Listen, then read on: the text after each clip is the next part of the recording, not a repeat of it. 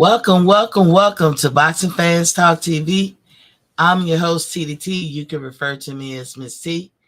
And y'all see the thumbnail.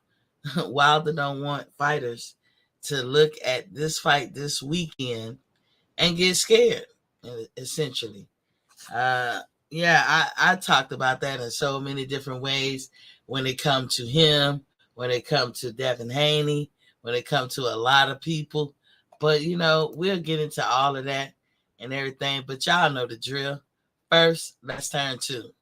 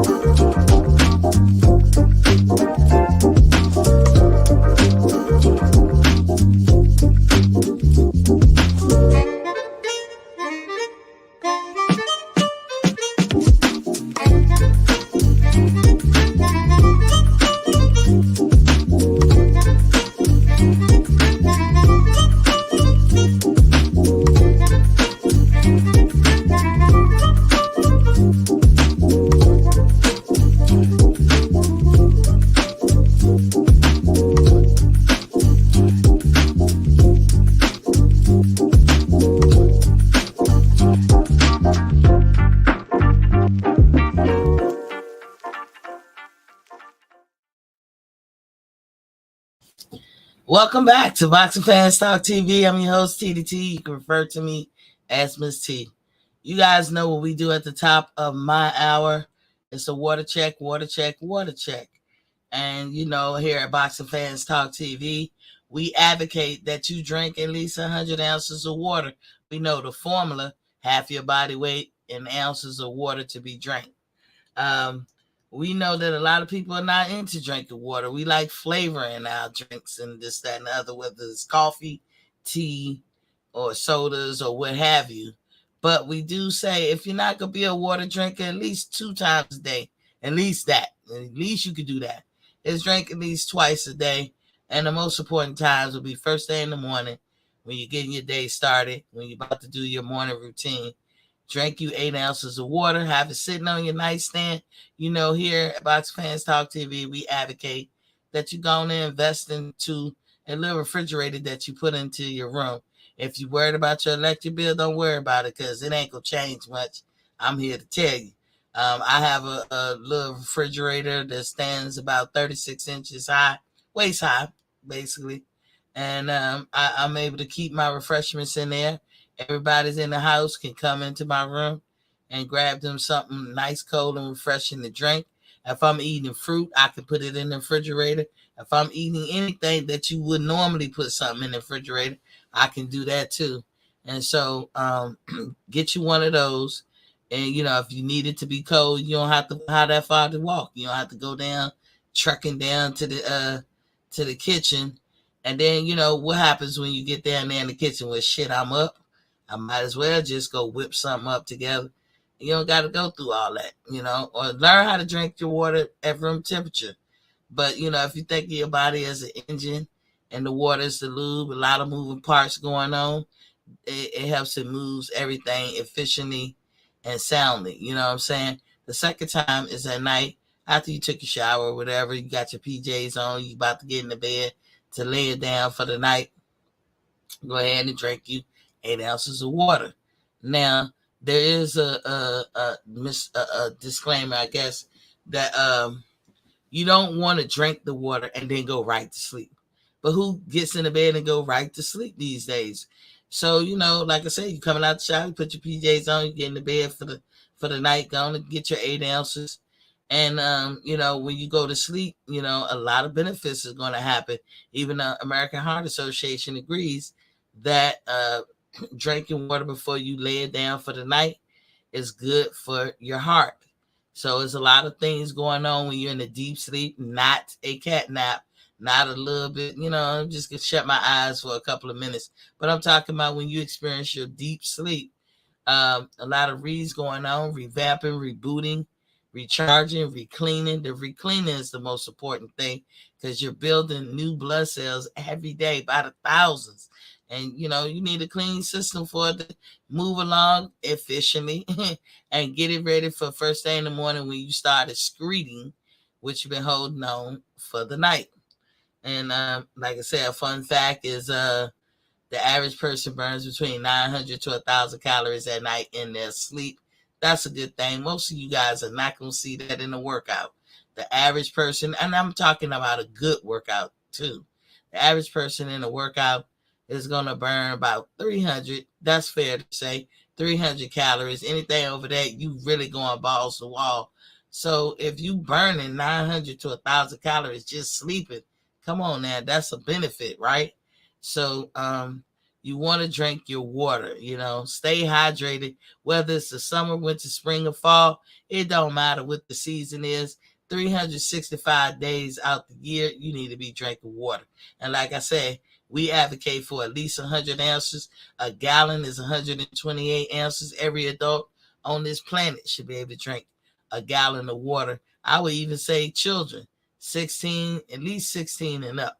I'm not a doctor to make that call, but most people who are 16, kind of got an adult body anyway. So, at least 16 and up, you should drink at least a gallon or shoot for that. Learn how. It's something that you have to acclimate yourself to, and you can do it, but you have to take it a step at a time.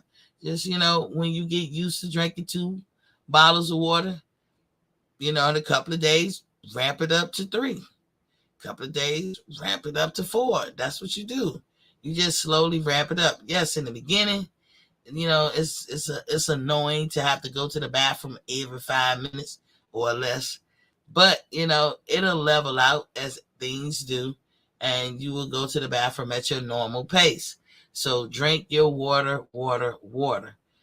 Okay, we're gonna get into some housekeeping. Please, in my humblest voice ever, hit that like, share, and subscribe button. If you already subscribed, you don't need to do so. You're locked in. Just hit it once and you good to go. But every time you come to the channel, make sure you hit the like and share button. And if you watch it, especially if you're watching me on replay, hit the like and share button. In other words, lean on my leezy when you step into my easy. Basically, hit the like button when you step into my square circle. If you have any questions about anything I've ever said or you think I'm saying, please hit me up at boxingfanstalk@gmail.com. That's boxingfanstalk@gmail.com. I do get back at you and try to explain myself. If you're going to send me any information, don't send it to me in another language. I really don't have that kind of time during the day. Not that I don't think your language is beautiful. I just don't got that kind of time. I speak English. I read English. So send it to me in English. Also, when you watching me on replay, be sure to leave a comment. I'm a very open-minded person. With logic and rationality and reason, I can be, my mind can change. But I am TT, so I do think the way I think, but I'm open-minded. Also want to let you know that I come on Monday through Friday at 7:30 p.m. Eastern Standard Time. That's Monday through Friday, 7:30 p.m. Eastern Standard Time every day. Unless something happened, like yesterday. I was kind of tired from the day before. And also, if I don't have nothing to say, I'm not going to throw fluff up your ass. I'm just not going to say nothing. If it is not much boxing news, or I feel that the news that's out is oversaturated, we in football season. Remember that, America. We are in football season. So, that as far as sports, it takes precedence over a lot of different sports, even though, I'm not a big football fan. I'm a boxing fan. That's my sport all year, 365 all year. But I do recognize what Americans truly like, and which is football, basketball, baseball, and other sports. So it's enough for everybody. Boxing season kind of slow down in the fall. It always do. It always seemed like it do, and sort of in the beginning of the year. But once we get to like the spring, going into the summer, that's when it ramps back up. And it's boxing news all the time. But nowadays it's kind of slow. We got a lot of things going on in boxing that's making boxing slow. And it's up to us as the fans to keep boxing on the right track. So let me give a shout out to Reginald Peters. What's poppin', King? Welcome to the building. He said, hey, Miss T. And then he said, shouty. LOL. What's up, shouty? So if we look at my thumbnail, and what I mean by who wanted with lean, that's just a funny stand from a movie that I thought was comical. I love to watch it. I watch it over and over again, called Bringing Down the House with Queen Latifah and Steve Martin. Man, I'm telling you, anything Steve Martin is in, I'm watching because he is just so funny to me. But when he let her stay the night and he came in there to talk to her, and he was standing next to the bed and he was trying to wake her up, and she kicked him in the nuts and then threw a punch. But she was coming out of the sleep when she did it. And she said, who wanted with lean? Well, she meant Charlene. But who wanted with lean? And so I use that in my everyday life if possible. I'm one of them people who try to incorporate music, like movies, or just sayings, verses in music or sayings in movies into my all day life, especially if it's comical. I like to laugh. So that's what that thumbnail meant. Regina said that was unrated great movie. Yeah, that was that's a classic. For me, that's a motherfucking classic. Everybody I know who watched that movie think it's hilarious. Queen Latifah too. I love her movies. But Steve Martin, I love to see every comedian, especially one that I like, pair up with him and make a movie because it's gonna be funny. Another part of that movie I like was when he went down to the club and they had that older lady, but she was smoking weed with the guys, and they was like, what you talking about, grandma?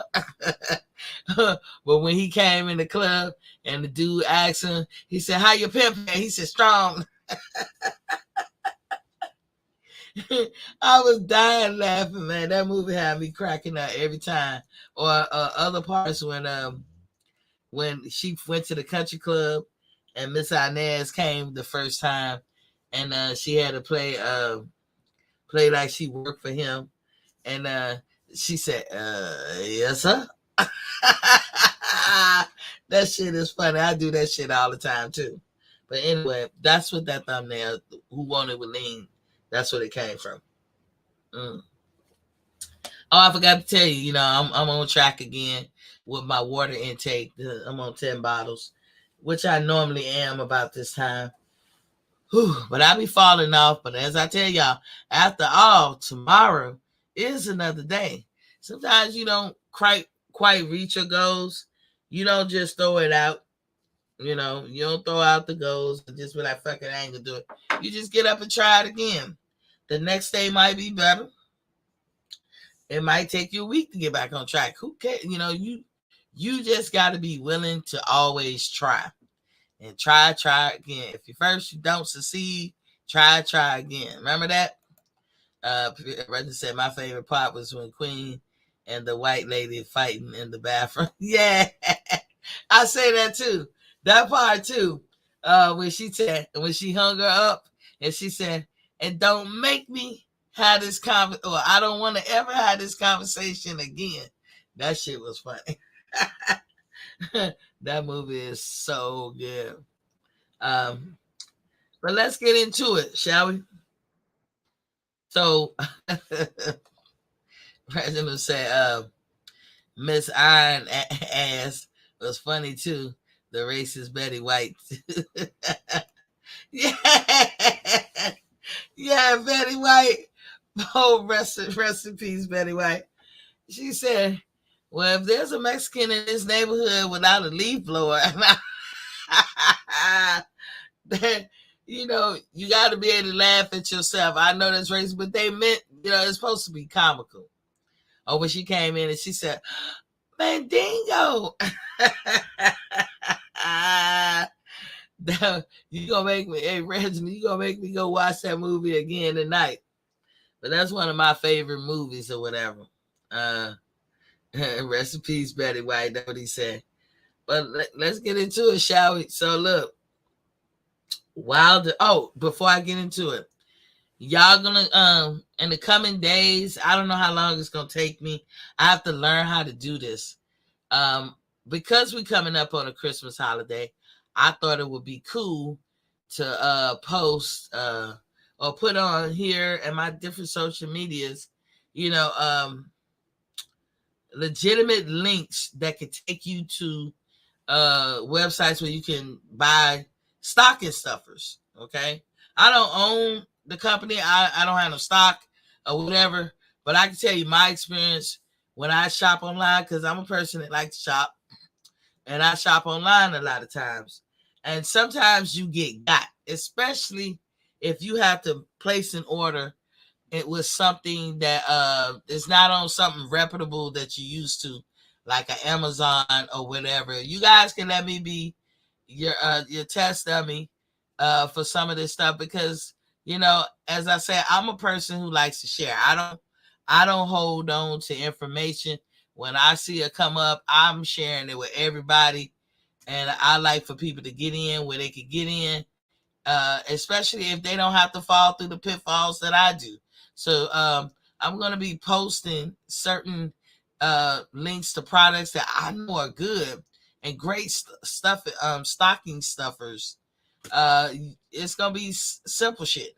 But, what I've learned over the years, because I've raised my kids, is that in the beginning, when you start Christmas shopping when your kids are little, it's hard to tell a mother, and people will tell you, your parents, your siblings, whoever who got more experience, they'll tell you, "Oh, don't spend that much. You don't need to spend that. That kid ain't gonna remember that shit anyway," But you wasting your breath. But it's not like you still should tell that person, because eventually they gonna remember that you said that, or that somebody said that to them, and they gonna course correct. You know what I'm saying?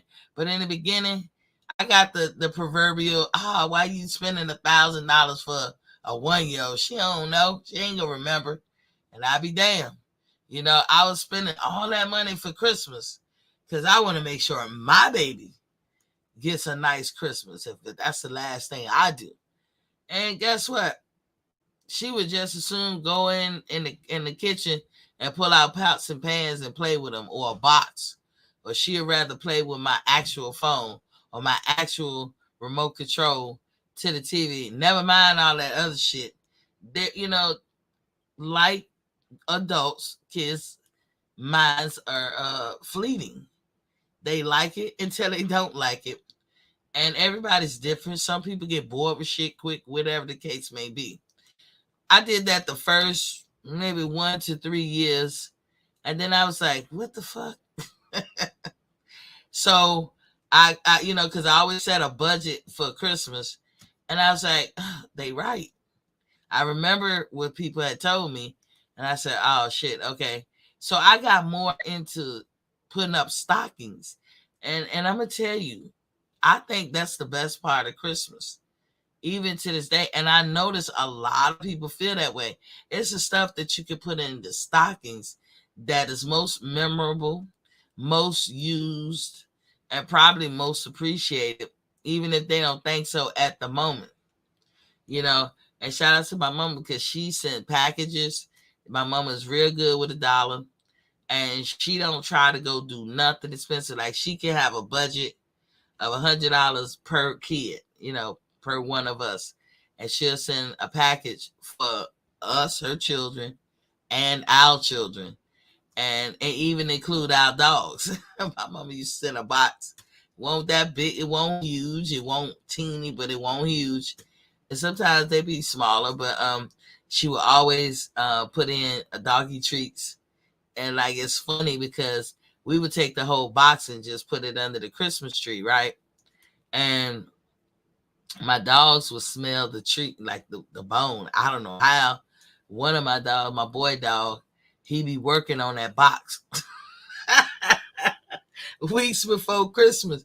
We get to Christmas, man, it's a hole on the side of the box. We're like, how that happened? He was working on it.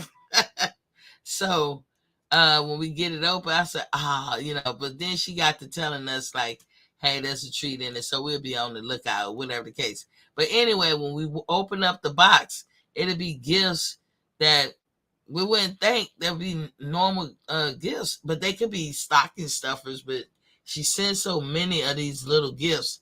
Her budget per everybody in our immediate family, like, I'm her kid, my sister, my brother, but we all got kids. So she'll send a box to me that incorporates me and my kids, my family, you know what I'm saying? And she may have a budget of $50 per each person in the household. Like I said, she send the dog something too. We put up stockings for our dog. Like my dogs know when it's Christmas. As soon as we put up the tree, and one of the first thing we put up is the stockings. My boy dog, he starts spinning around in circles because it's always some kind of treat. And so I call them stocking stuffers type gifts. And she would put she'll put that stuff in there. And at first it wouldn't be things that I think that I wanted or anything like that. But I'm gonna tell you, 5 and 7 years later, they're invaluable to me. Little stuff like she bought me a mandolin one year. I didn't even know what a mandolin is, and it's not the most expensive mandolin because I done posted that on my Facebook, and I put hint hint, meaning anybody looking for a Christmas gift for me, this will be nice. For years I didn't know what that mandolin was, what was the proper name. I'm a good cook, so I consider myself a good cook, and I love it's the prep of it all that's the hardest for me when it comes to cooking. I mastered some of it, but it's not effortless. I had to actually buckle down and learn. And so part of prepping is, preparing stuff, cutting stuff up, just that and the other. And I use my mandolin a lot.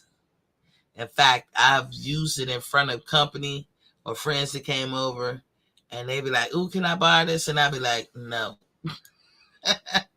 And that gift was probably $5 or less. $5 or less. But I love it. And I'm like 5 years later using the hell out of it. So I was like, you know what? We coming up on Christmas. Why don't I just post links of places where I go to shop? Because sometimes now, like I said, if you don't go to Amazon or someplace reputable like Adidas website or Nike's website, you might get got. Now, I done bought clothes and shoes, and I've kept them just to remind me that I got. Like, I bought these 3 outfits. They were beautiful on social media. I was just looking at it. I'm like, oh, shit, let me click on it. And I clicked on it, bought it. I had to learn lessons about it. So, because when I went to go put them on, they went as tall as, like, where my breasts were.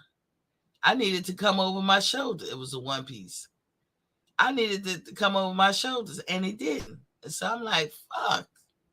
Now to somebody shorter than me, I'm sure it'd be a great gift. But It don't do me no good. I bought 4 pairs of shoes. When I tell you these shoes was banging on the advertisement, but it wasn't through Amazon. Get the shoes here. It looked like somebody took their shoes off, washed them, and sent them. You know what I'm saying? And this was and it was new. They were fairly new, but that's what they look like. And I was like, oh fuck. And I got them shoes in my closet today, just as a reminder of how you could get got. So let me be the test dummy and show y'all different products that that I've ordered myself.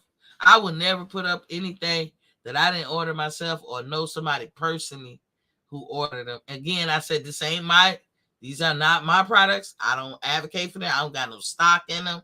I don't do whatever. But I think they would be great stocking stuffers because I guess my point that I'm driving home, Christmas should be a time that you are most relaxed when you shopping. You shouldn't go broke. You should not be broke in the month of December because come January, what always happen? All the bills start rolling in big time, right?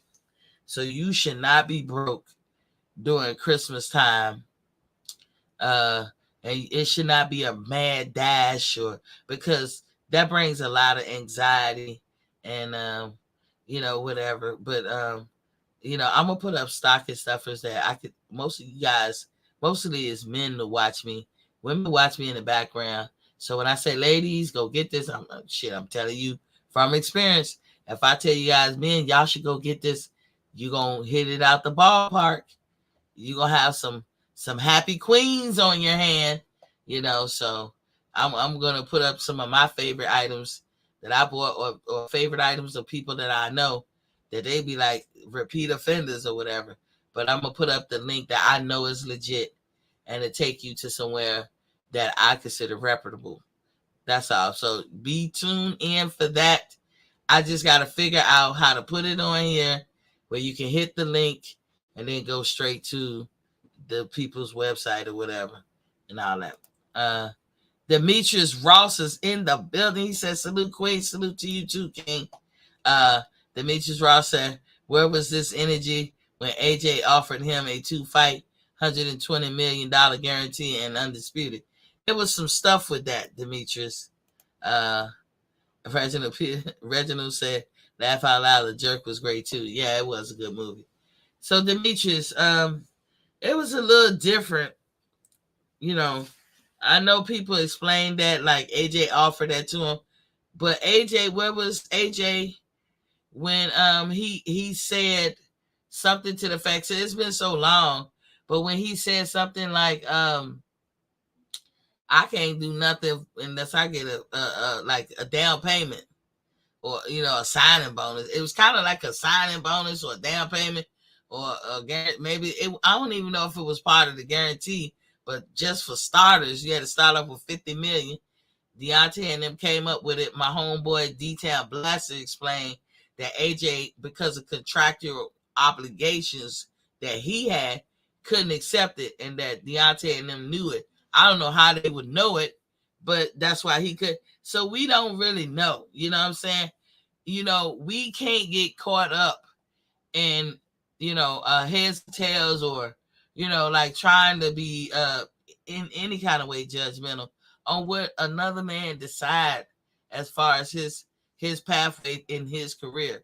Like if you decide to be a teacher, I can't knock you for that. Me personally, I love to teach because I'm a person that loves sharing information. But I'm not going to become a teacher, not in today's climate. Now, in the early part of the 20th century, like when I went to school, and it's not the early 20th century, let me correct that, because that's earlier than now. But we came up in the latter half of the 20th century, but when I was going to school, all the shit that, parents got to worry about, the kids got to go through when going to school with all this violence, it wasn't a thing. It wasn't a thing. But teaching is an admirable profession. You ain't going to get rich being a teacher. It may be gratifying some other kind of way. Everybody got to have their reasons for why they pick the deals that they pick. I'm saying we can look at it and judge it a little, but we can't let our judgment go so far as to be like, oh, like it means more than what it is. It wasn't for him. There's something about that $120 million guarantee. That was for several fights. That was for also signing with somebody else. And maybe that's not what he wanted. That's the only thing I can see, Demetrius Ross said, I heard about that, Queen. Wilder was more worried about what AJ was getting. And you do. I mean, you guys, I know. But we do that. We do that in our own life. I had a friend who was an electrician, went to school for it, got a degree. After he retired from the military. In the military, he was a person who fixed our gear. That was his job. The job that I had, we had people that fixed the gear that my job used. And he was a part of that group. We, in my group in the military, we got bonuses all the time because what they taught us was invaluable. And you get paid big money on the outside doing. And so he knew all the shit. So he had 20 years experience. Mind you, whatever he learned before he even came in the military. And then he retired and got a degree in it. And he went to work for the city. And guess what? Somebody they hired, it was and I ain't trying to bring race, but this is a fact. He was happy. He was doing something that was very easy to him. He was retired, so he got that pension. He was 100% disabled, so he got that pension. He didn't even have to work. And he would have been able to have the same lifestyle he had before he retired from the military. But he went out, he got a job. He took on the responsibility of 2 of his grandchildren from their mother, which was his daughter, because they had took him, the state had took him. So he took them back. And he just felt like, well, I better get a job and just make a little bit extra, He wasn't planning on raising kids, and they were little kids. He wasn't planning on re-raising kids because his youngest was about to be grown. He was going to ride off into the sunset like I was. But things change. He gets this job, and he's trucking along, and he's happy. And the job is not hard, and he's learning different things because he was fixing things like street lights and, different stuff in the city to make the city go around. And it was a lot of people, like they had Mexicans, they had blacks, they had different types of people. But every time they hired a white person who had nowhere near the experience or education he had, they paid that person more. And you know what the excuse they gave? Well, he got a family, we want to get him a decent whatever. What they got to do with the price of tea in China? And as long as he didn't know that white guy was making that much money, he was happy, because what you don't know is what you don't know. But you gonna find out one day. And then it's like, that's what y'all do. I got a family too. I'm raising children that are not mine. They're my grandchildren. And no grandparent should be in the business of having to raise their children. We know that things happen, but ideally it shouldn't work like that. But what, his kids are more important than my friend's grandchildren? And then they hemming and hawing and taking their sweet ass time with giving raises to the brothers, that's doing the same amount of work and better. This dude barely graduated high school. Everything he's doing, he's learning on the job. Some people are more acclimated to certain type of fields than others.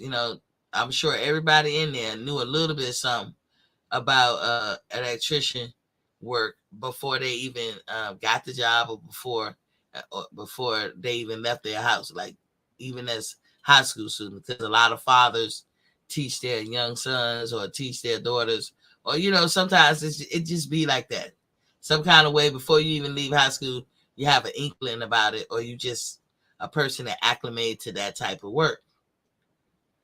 When the dude found out about it, and then he was seeing how difficult and all the barriers they was putting in for him to have upward mobility, he was like, I can't be here. He was no longer happy. So he started putting in applications for another job. And then he started working for the VA. And he left that job high and dry. What they lost is a person who's knowledgeable, who's loyal, who's committed, who can stand the test of time, who can do the job and don't do it half-ass, who care about the work, you know what I'm saying, care about the safety. They lost a valuable member to the team because they want to play favors. I don't know if that makes sense, but Demetrius, that's how I look at shit. You know, that's how I look at things because, you know, they had a good one with him. And then a lot of people, he told me that a lot of the guys were pissed off about it. And I'm sure that they done got on that white guy and said, why you tell him? Why you let him know? Now, that's a lesson that the white guy learned. Now, maybe his next job, he won't, whatever. But their quality of work declined.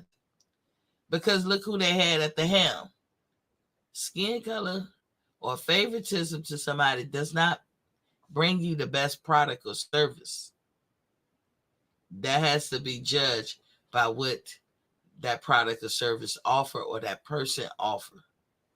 And so you do got to care about what somebody else getting, and you do got to see what the next person getting, because if you don't be in that type of zone, then you're going to get played every time.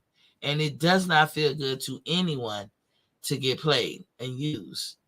That ain't feeling good because it's going to come out. Kind of like the Earl Spence and Bud Crawford fight. When they was talking about transparency. I don't know how true any of that shit is. But I don't think that Bud was asking to see all of Al Heyman's books or Floyd books. I think he was asking to see the books when it concerns his and Errol Spence fight, as he should. Because once he signed the dotted line, he's locked in. They go do the fight. If they don't release the numbers before the fight, they definitely gonna release it after. Now, how would you feel? You're sitting home, whether you won or not, and it comes across the internet that Earl Spence not only got a guarantee where you couldn't, as if you didn't deserve it, but Earl Spence made a gang of money and you barely made a scratch. How would you feel? You know, you only as good as what you did last. So the next time you go to have a fight, guess what? They're going to still be trying to get at you raw. Like, how does it make sense right now that Devin Haney is still going to get $2 million to fight George Kambosos and he is the undisputed champion? George got 10 at first. The Australian government is not running that shit back. So to everybody who was saying Australia paid George 10, what they paid George 10 and let Bob and them pay Devin Haney too? I keep saying that I thought, now this is what I think, that because of the way they word their correspondence, I think the Australian government paid money into the area in which they was going to fight to make sure that it's up to standards and code to take on the influx of people that was going to be coming or converging on that area. That's where their money, that's what I think they meant by we put $10 million into this fight. I think Bob and them paid this man. And you don't see no correspondence out there that really stipulates concretely either way. You don't see Bob and them saying we paid him. You don't see the Australian government saying we gave George Kambosos $10 million. They said we put $10 million into the fight. They did a lot of things to beautify that city and made it up to standards to take on the amount of people that was going to converge on them. So, you know, you got to see. You have to see. Does that make sense to anybody in here? What Devin Haney is about to get paid? It don't make sense to even Devin Haney. But he know because they avoid him so much. He felt like he had to do what he had to do. He had to bite the bullet just so he can get the hardware. And it worked for him. And he's young enough to never really have to go through this again. But it was good that he knew everything up front than find out about the shit later. And he will. Spence and Earl, after that fight, everything will be out in the open. We will all see the bullshit. And so Wilder, to me, when somebody asking, important questions, you guys always say, it's a business, Miss T. It's just a business, Miss T. Well, part of having a business is knowing where your capital coming from. Knowing every little part. You don't want no surprises. You don't want to sign on the dotted line and feel like you got played. You don't want that. Demetrius Ross said, I heard about that queen. Oh, wow. Okay. Read that one. Our money is in the building. What's Papa Key? He said, Miss T, what's going on? What's good? We talking about Wilder don't want fighters, preferably heavyweights, to look at what he's about to do to Helanius and get scared off. Now, AJ is the one that's is more vocal and suggesting nowadays that he wants Wilder and all that. Where was that shit before? Oh, shit. Hold on, y'all. It's crazy. I think Hello. This is a prepaid debit call.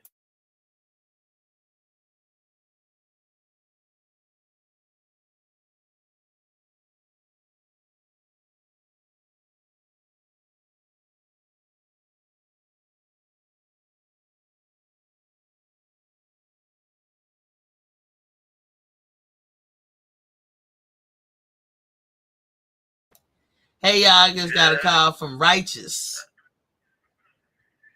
What's up? How you doing? I'm good. What's up? I'm good. What you want to tell the people? What's this session about today? Are we talking about Wilder don't want people to be scared for his fight that's coming up this weekend? Because the thing is, he do a fight, he do real well, and then a lot of the heavyweights be like, nah, I don't want it with him. Yeah, a lot of people do think that, but I think Wilder might actually have a chance this time because he was training. If you seen his little documentary before the fight, he really focused, and they say he's more powerful this time. So I think he's gonna, he's getting in shape. You ain't always got to get big when it comes to boxing. You can always just stay in shape, and do what you can. But it's most likely it's about being conditioned. So when you condition, you gon' lose weight, you gon' burn fat, you gon' stay tight, and that's what it's about. Get big is just trying to get more power, but condition to beat power.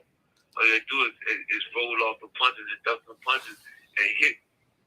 And Wilder still got that knockout blow. I think it would do good.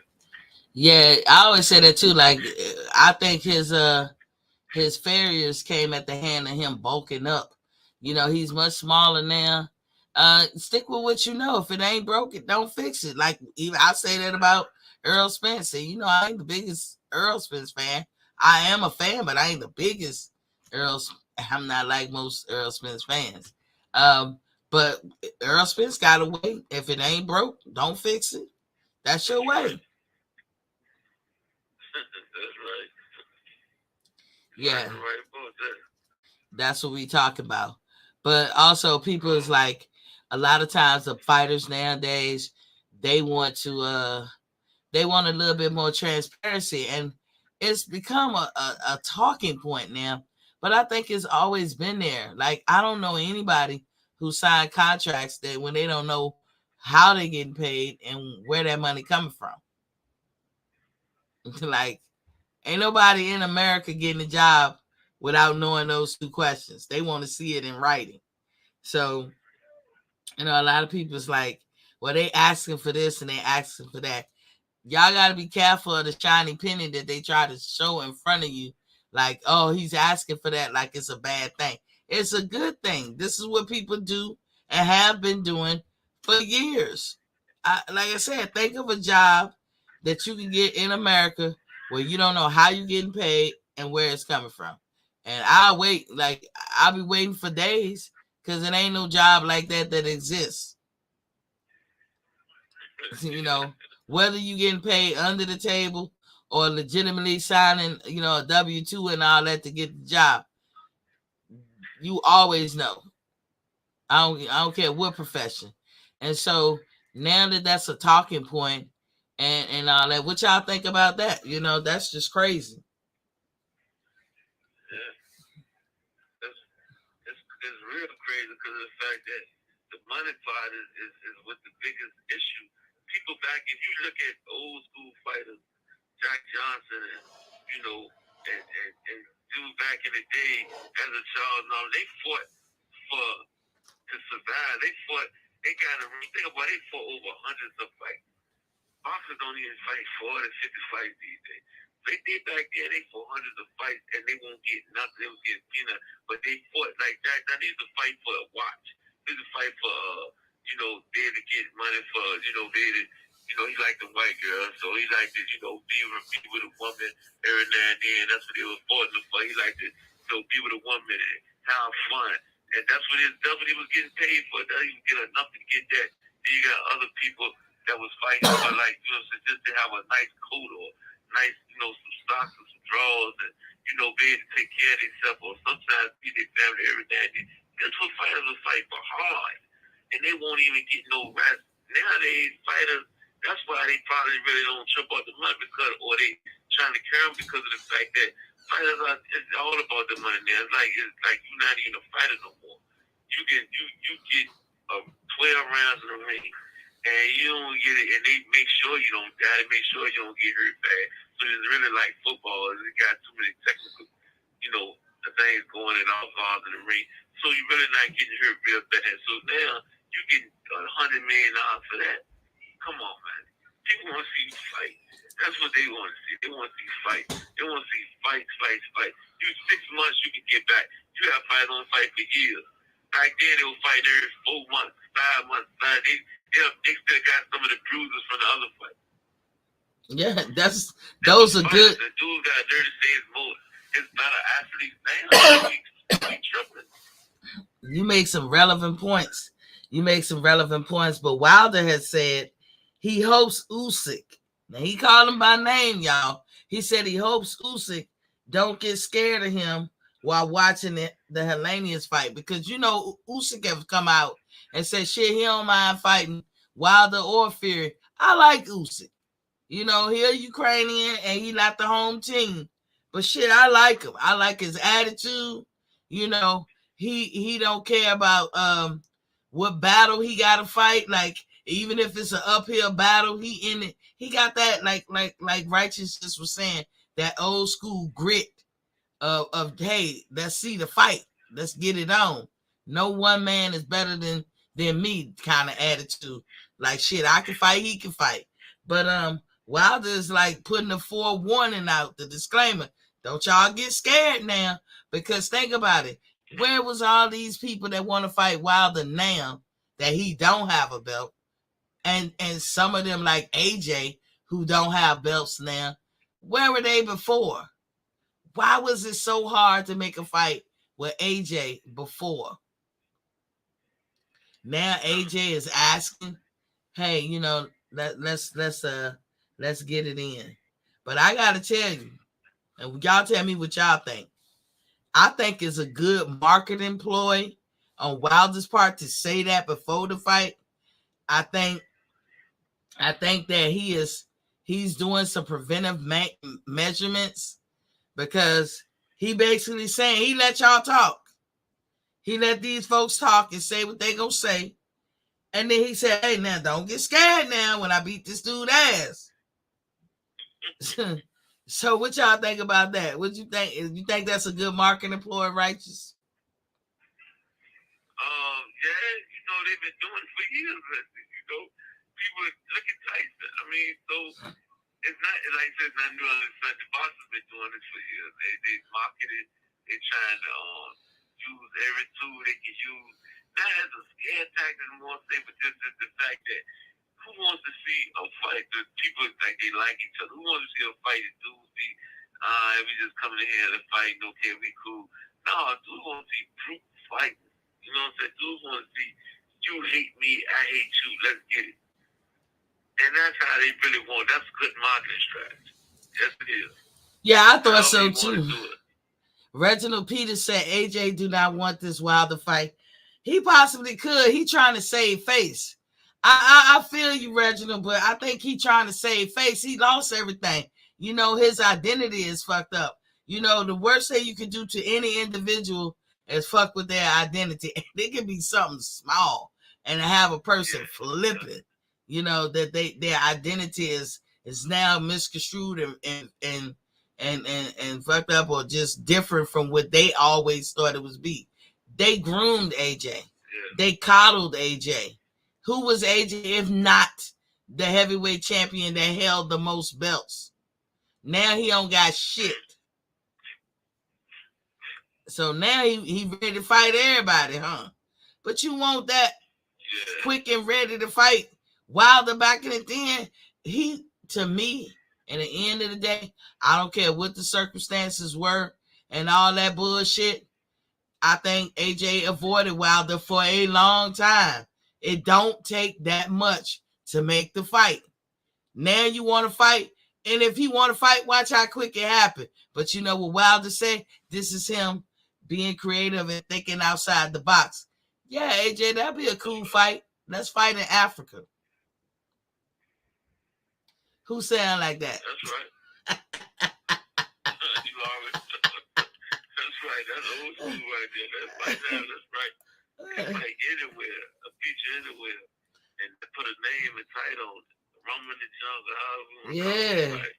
He kind of sound like some Don King shit, right? And we know how successful that was. You say what you want about Don King, but his shit sell and it be successful. Reginald said, but Wilder and what's up? He say Floyd Mayweather say money making whatever. That's what he bought now. That's what, hey, and he but how they treated him, and I feel righteous, as Deontay Wilder got a legitimate reason to be just going on the money grab. See, some boxers will get to a point in their career where they could just be about the money grab. And I get that. And I support that. I'll never knock a man or a woman's hustle and making their money. I just prefer you do it legitimately. But, in your boxing career, you will get to a point where you just going for the money. But somebody like a Tank Davis, hell no, I'm not in agreement with that. He been going for the money his whole career. Where's the legacy gonna kick in? Thank you for using GTL. Well, that's it. He gone. Righteous gone. He sometimes called into the show, and so I let him on. Y'all know where he calling from. Reginald Peters said, but Wilder and Ruiz go sign a deal already. But if I guess Usyk, I guess you trying to say but US, I don't know what you're saying right there. At that fight, it on. Clarify, Reginald, for me, please. Like I said, everyone will be watching, and this Wilder and Helanius fight, whether they say they are or not, they're gonna be watching. The whole world gonna be watching. Anybody into boxing gonna be watching, and it poses a challenge. He kind of posing a challenge, which I think is good marketing. And it's good for his career. At this point in his career, he don't got time for the fiddle daddle, for motherfuckers to be trying to stifle him and hold him back and wait till he age out and all this.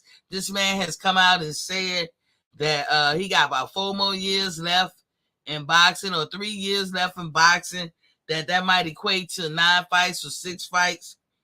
Maybe he'll reach that goal as far as how many fights he got before he hang it up for good. But that's the career he chose. He gonna ride it out till the wheels fall off. And so, boom, You know, maybe you said AJ is cashing out. Yeah, but AJ stuck in them damn contracts that he wrote too. Because y'all remember I reported AJ signed with the Zone. You know, he already with Eddie. Y'all remember a couple of years ago, he signed his whole career away to Eddie, 10 years. He just did the same thing with the Zone, but he got a lucrative deal because contrary to what people believe, the Zone gonna be all right. The Zone is gonna be all right. They're gonna be a force to be reckoned with, and they're gonna be here for the duration with all these other networks or whatever that put on boxing. They're gonna be a go-to. And AJ is signed with them in a way that Terrence Crawford is signed with Fox, aka Bally's Sports. So AJ gonna be okay. He ain't even gotta look for the cash out. Even when AJ ain't fighting, he gonna be making money because he signed kind of like more so in a partnership regimen. Wilder also said he would, like I said, he would fight AJ in Africa, perhaps. Hold on one second. Bray. I don't know. What's she doing up here? Reginald said, "You're right. AJ is paid in full." Yeah, and think about it, y'all. He just fought in the Middle East. Him and Usyk, 75 million apiece. I don't think Usyk ever seen that much money in his life. Usyk good. I like Usyk, man. I really do. I'm a fan. I'm definitely a fan. Usyk got that money. You think he running away from his problems? If he got to deal with shit in Ukraine, he's still going back. But they let him out to go finish off his career. And I think that was good on the Ukrainian government to let these fellas out to go further their career, because you only get this opportunity once. Some shit has a shelf life. And they recognize that their boxing career has a shelf life, and you go ahead and make the most out of it, even though we find ourselves in this predicament. But they all stood tall and went back to help their country. And their country did them a solid. So I'm very happy for Usyk, and I'm very proud of him and everything. I'm glad he is the person that he is. And as far as boxing, I don't know him personally. He's maybe seen like a rational man with a good head on his shoulder. But I don't know him personally. But as far as his boxing career, I'm on board. I can be part of Team Usyk for real.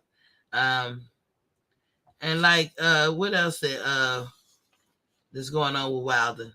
So like I said, he wouldn't mind fighting him. I keep saying Africa. That would be cool. Although now he ain't got no belts. Like I said, Wilder don't got nothing to offer. Neither do AJ. They don't got no belts. So I guess Wilder's good enough now. But when AJ had 3 belts, he didn't want Wilder to get no opportunity or no chance to get at it. And that's just how I see it. That's just how I see it, because when you make shit too fucking hard, it's something to that. If you gonna make shit hard, then I'm gonna tell y'all something. The art of disguise, okay? If you gonna want to stand on a certain principle, or you want to disguise what you really about and what you really doing, let me tell you, disguise one-on-one. Keep the same energy. It's that simple. Keep the same energy.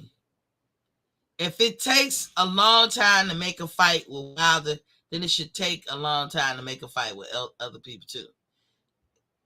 This shit with Terrence Crawford and Errol Spence, no, this don't make no sense to nobody but maybe them.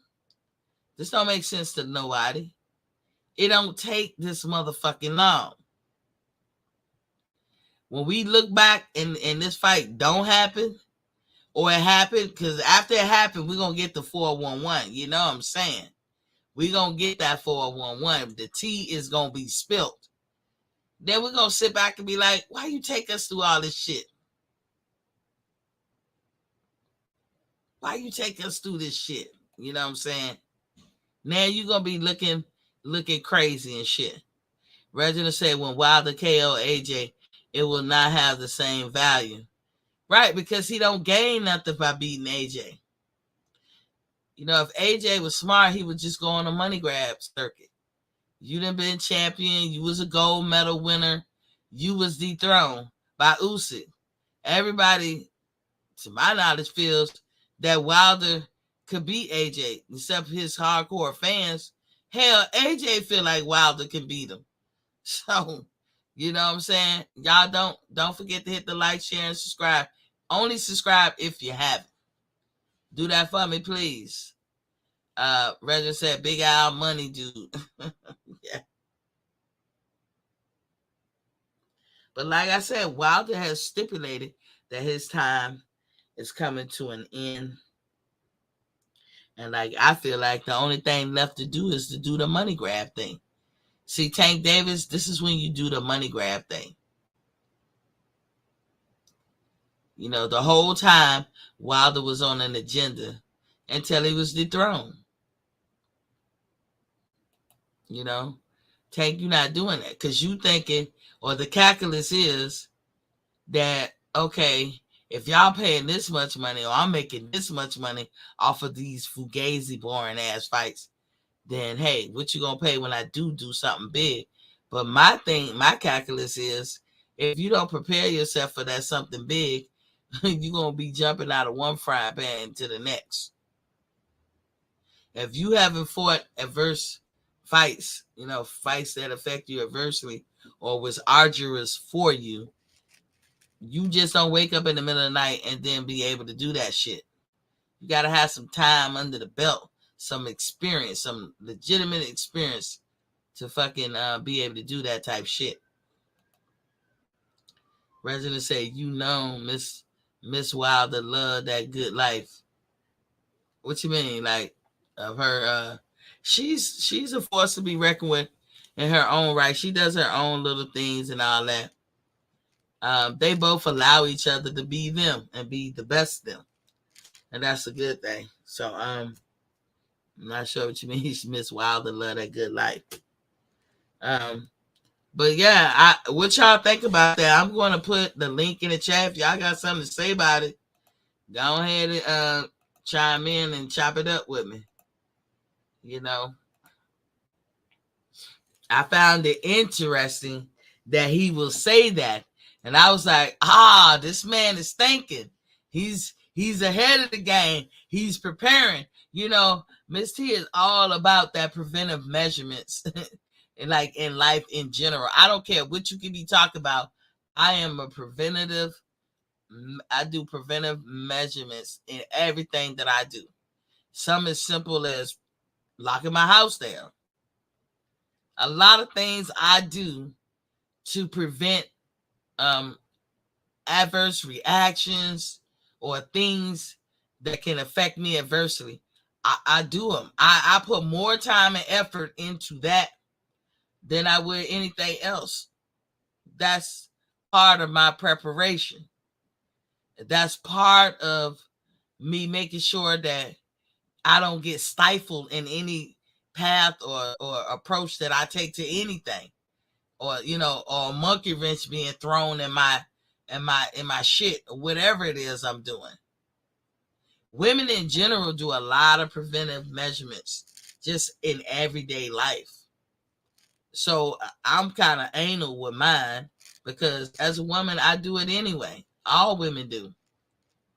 You know, they had this thing where they said you could write a list and write there all the things you do preventative wise, and have get a man and a woman to write down all the things that they do.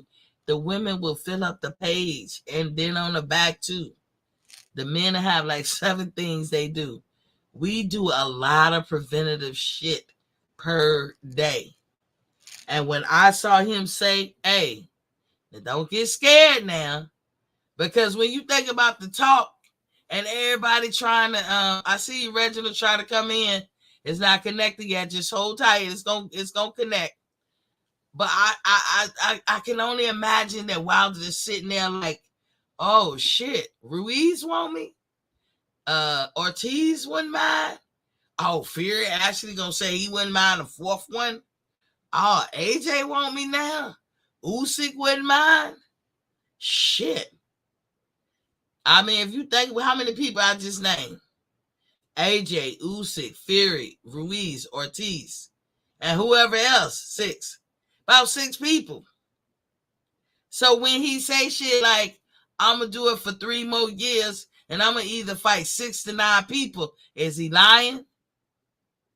That's if those 6 people are serious about what they say they want. But they may be thinking, oh, he's older. Because Wilder is about to be 37 years old. It's Libra season. That's right. He's about to be 37 years old. So a lot of people calculus could be, oh, he's older now. He should be falling on his lucking. He should be aged out, so to speak. He shouldn't be that great. You know, his reflexes, his agility, his know-how should have diminished in some kind of capacity. That's what they hoping for. He knows that. So what do you say when that happens? Again, Reginald, I see you. It just take a second to connect. I don't know. Some of y'all, when y'all come through, it takes a second to connect. Just sit there, hold tight. It's coming. But, you know, what do you do? What do you do when you see all these suitors coming at you? Now y'all want to go to the prom. Okay. Now, I'm going to go ahead and fight Helanius. That's one of the 6. Now, once I fight him and beat him, or however I fight him, don't get scared now. All y'all who said y'all want to run it, after I fight him, we going to sign up and I'm going to be ready in a couple of months to fight you.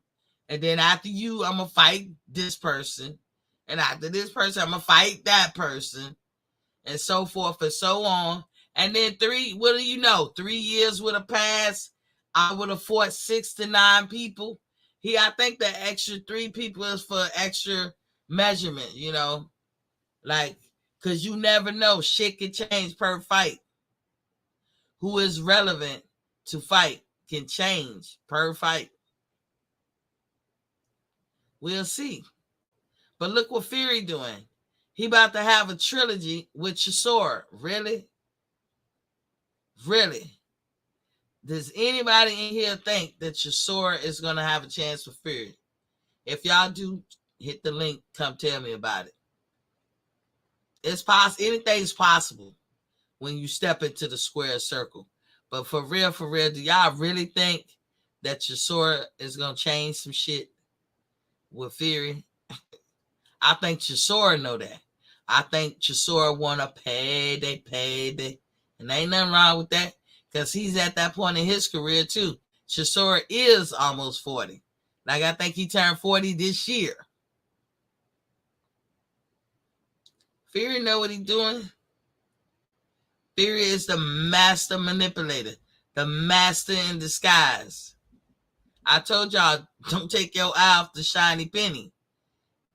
Here we are at the end of the year when just in May, based on how Fury was acting, the WBC said it's time for them to strip him. They was willing to give him an emeritus belt, which would have put him at the front of the line had he chosen to come back. Everybody don't get this belt. So whatever Fury was worried about, the WBC fixed that worry.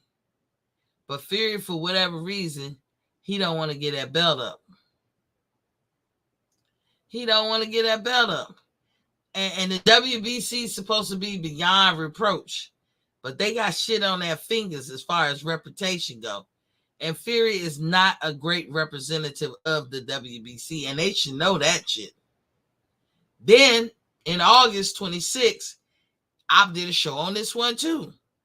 They said you had until that date to put in writing, not tell your manager and then get your manager to call us and then do a memo or email to put in writing whether or not you staying or not. Because if you're not, we're gonna put that title on the line with Usyk or AJ, which is fair. If we miss the AJ and Usyk, then we'll give it for Helanius and Deontay, which is fair. I think even what was it? Ruiz and who was fighting this last time? Ruiz and was it Ortiz? When they fought, whoever just fought with Andy Ruiz, they could have put that title on either one of those people's bouts. Fury didn't want to give it to them. But Fury didn't want to fight none of them motherfuckers.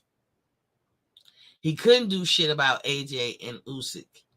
I don't think Fury is sure about fighting Usyk, but I think he's much more positive about fighting AJ. But now AJ ain't got no belts. So a lot of the fighters are going to treat him like a wet food stamp because what does he have to offer? So it's checkers, right?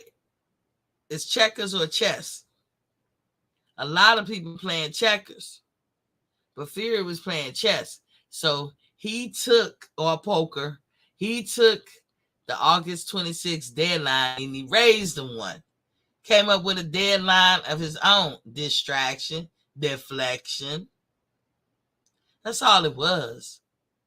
Hey, I'll come and fight Usyk, but I need y'all to run me 500 mil. Now, when I bring this up with some people, they'll make excuses for Bob Arum or Frank Warren. Oh, they ain't paying attention to him. He ain't gonna do it. They ain't paying attention to him. They ain't gonna pay him that money. Don't worry about that. What you mean, don't worry about that? That's what he said. Reginald Peters said, I don't want to see Wilder and Fury for a fight. I don't care. I want to see a fair fight where the ref ain't interjecting themselves too much in it. And just keep the same energy on both sides. Y'all saw, I got to speak on this now. Y'all saw this that past weekend fight. Jack Reese, I told y'all a long time ago. I used to like Jack Reese. I told y'all I've seen Jack Reese call a fight for less. Fury, by his own account, said he was unconscious. Jack Reese was ready to call the fight for old boy based on what? With Fundora and old boy. Old boy was still lively. He wasn't doing his best. He was tired, but so all fighters get tired. He was throwing, he was moving. He went there, he ain't had no quit in him. Jack Reese was like serious as a heart attack. It was all the corner could do to get him the fuck out their face. You know what I'm saying? But he was ready to throw that towel in on Ocampo for that. But you ain't throw the towel in on Fury when he was unconscious? Really? So I don't mind a fourth fight. Reginald, what you got on it? What's up? What's up, Reginald? Hey, Queen. Far as the fourth fight with Fury, and I think that they battered each other so much. It was 9 knockdowns. Wilder put some heat on him, and he put some heat on Wilder. And both of them made a lot of money off that fight. If they have another fight, it really ain't going to prove anything in the fans' eyes because whoever rocking with Wilder's still going to say, hey, Wilder won 3 out of 4. People rocking with Fury say Fury won 4-0. And as far as health-wise, Wilder want to go out on the shield, and I don't think he don't got to do that. You know what I'm saying? He got money. He don't have to prove that no more. Ain't no other fighter gonna make Wilder go out on the shield but Fury. Fury's 6'9". Matter of fact, Fury's a unicorn. You ain't gonna find another white fighter with a granite chin and move move like a middleweight. That For that health coke, reasons, that yeah, that coke helped him right. stay up. But go ahead. Yeah, I mean, I think Wilder he got Louise out there. He got Usyk out there. He got Danny Dubois. He got Joe Joyce. He got Sanchez. He got a lot of fresh kills that he could blast all them guys out with that right hand and Yeah. go right now to the sunset. But you know what? But Wilder ain't never been one to back down on nothing, no matter what. That's what Right. endears me as a fan to him. Fury is the one who's had a change of heart here lately. I don't mind a 4th fight with Wilder. That's what you say, because you know that that's going to get people buzzing, and this is what I think he said it for, to keep people interested. It's keeping your feet in the door. You don't really mean it, but you keeping people. It's kind of like when Ryan Garcia will bring up Devin Haney and everybody right before his fights. Well, because if you think Ryan is going to fight Devin Haney and you never really seen Ryan fight, and even if you saw him, you'll be like, this nigga talking some cold shit. Let me see this fight to see if he improved. But then you did what he wanted you to do. Look at his fight. Right. You know what Mission accomplished. My biggest fear is going back to the Riddick Bowe Evander fight. Mm-hmm. And those wars took so much out of Riddick Bowe. And that's how I'm fearing what's going to happen to Wilder. 10 years after he retired and speak slow. And those wars with Evander, man, wore Bowe out. Bowe won 2 out of 3, but he paid a severe price for that. And I don't want Wilder to go through that. He got millions in the bank. And Fury's the only fighter that could bring Wilder down to the abyss, to the depth of hell. All these other fighters, Wilder going to blast them out of there. I'm talking about 6-7 rounds tops. General Big Fish is in the building. Was popping king. He said, T, what's good? What's good, bro? Miss you. Ray New Salters is in the building. He said, what up, though, Queen? And the panel in the chat, Al Money, or whatever, my guy. Al Money. I'm sorry. I don't know what I was thinking. What up, Al Money? You right, Reginald. Most of the other people are more promising aspects for Wilder as far as a win. And, but you have, if you in a competitive field, you can't be scared of the competition no matter. Let me tell you something. I'm telling y'all, I done grew mature wise. I know I did, because I was a sore ass loser when I was young. My family think it's funny as hell. We can laugh at it now. But back then, shit, I'm liable to cry on you. I'm liable to fight. When I would play basketball, and I would play with guys so I could be good, right? I would play basketball, and I had this friend. He used to come on here a lot. Got out Red if you looking. I wouldn't let you ask this nigga. I wouldn't let him leave the court till I won. Nigga, what? Shit, you ain't going nowhere. Nigga, it'd be like 12:30 at night. This is in the summer, of course. It'd be like 12:30 at night, and after graduation, because my mama never let us come in that late, regardless. But after I graduated high school, it'd be like 12:30 at night. We barely working off the street like this way the fuck over there. We playing basketball. Just because I be like, run that shit back. Don't do no move on me. And I be like, oh, how the fuck? Because my friend Red had this finger roll. I couldn't slap the shit out that motherfucker to save my life. I couldn't do nothing with that finger roll. He be right in my face, and I be like swiping at his shit. Don't never hit it. To this day, his finger roll is undefeated, but my backward shot was undefeated too. Because I would get the ball, and I'm trying to back him down or whatever, and I just couldn't. He's stronger than me, so I just couldn't. So I just learned how to throw the shit without looking backwards, hand that bitch, and switch every time. He couldn't stand that motherfucker. But he can't go home until I beat him enough times where I'm satisfied. And that's bad, ain't it? That's bad. Yeah. That's bad. But I had to learn how to lose graceful. I never put on a bad behavior when it was formal because I played for my high school. I never did that at high school or whatever. But but at home on the court, nigga, I was crybaby, man. I'm crying and no, nigga, run that shit back. It's Right, gonna be the death of me. right. You know what's so funny? They call us sore losers back then, but now they just say you a hater.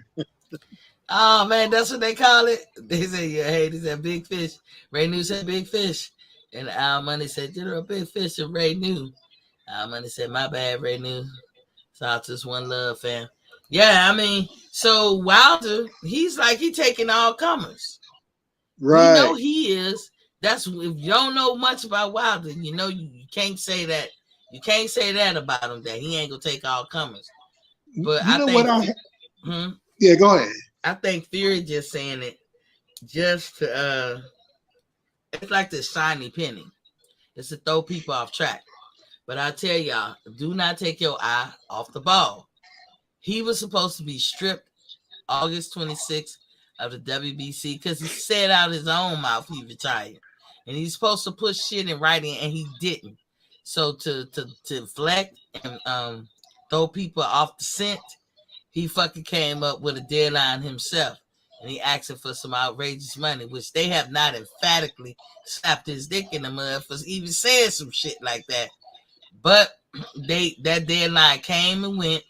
Then they try to entertain the thought of him and AJ possibly meeting. I really don't know what went wrong in those negotiations, but I'm gonna tell you what's on the horizon. December 3rd, Fury will be back in the ring, and look who he fighting, Chisora. Come on now. Yeah, but I think if Wilder fight Usyk and he get those belts right there, I think that's just I think that's good enough for Wilder to defend them titles against any and everybody. Because, like I said, I don't want to see a fourth fight with Wilder for the WBC belt. You know what I'm saying? We've seen enough. We've seen 3 wars, and let's move on. And like I said earlier, it's a lot of other good fighters out there, including probably the best heavyweight, American heavyweight, Big Baby Miller. He's out there too. I think Hold Wilder on. will Wait, Big Baby Miller or Anderson? the steroid-free guy, the one who don't take drugs, him. That's Anderson. Yeah. I ain't talking about the steroid Big Baby, but the other Big Baby. The 450-pound one is Miller. The younger one who got with Bob Arum. I think he's supposed to be the next Godzilla coming up. And tell the truth, I don't want to see him and Wilder fight because he's going to carry the torch for another 5 years after Wilder hang it up. You know, after Wilder. I can see your sentiments on that, and I agree with you. But however, once you open that door, you can't close it. Right.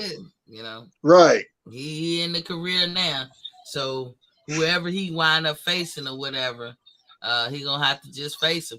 He got some things he can work on too. I like his attitude. He don't come out. He kind of remind me of Jaron Ennis. Jaron Ennis was years ago clamoring at Terrence and Big Fish. He wanted it, but everybody, even probably his cap, was like, man, slow your roll, man. You ain't ready yet. But Jaron got his man string, I'm sure, by now, and he's ready, but he's being patient. Right. He's waiting his turn. And that's how I look at Anderson. And guess what? When these guys go off and ride off into the sunset, because everybody got a shelf life.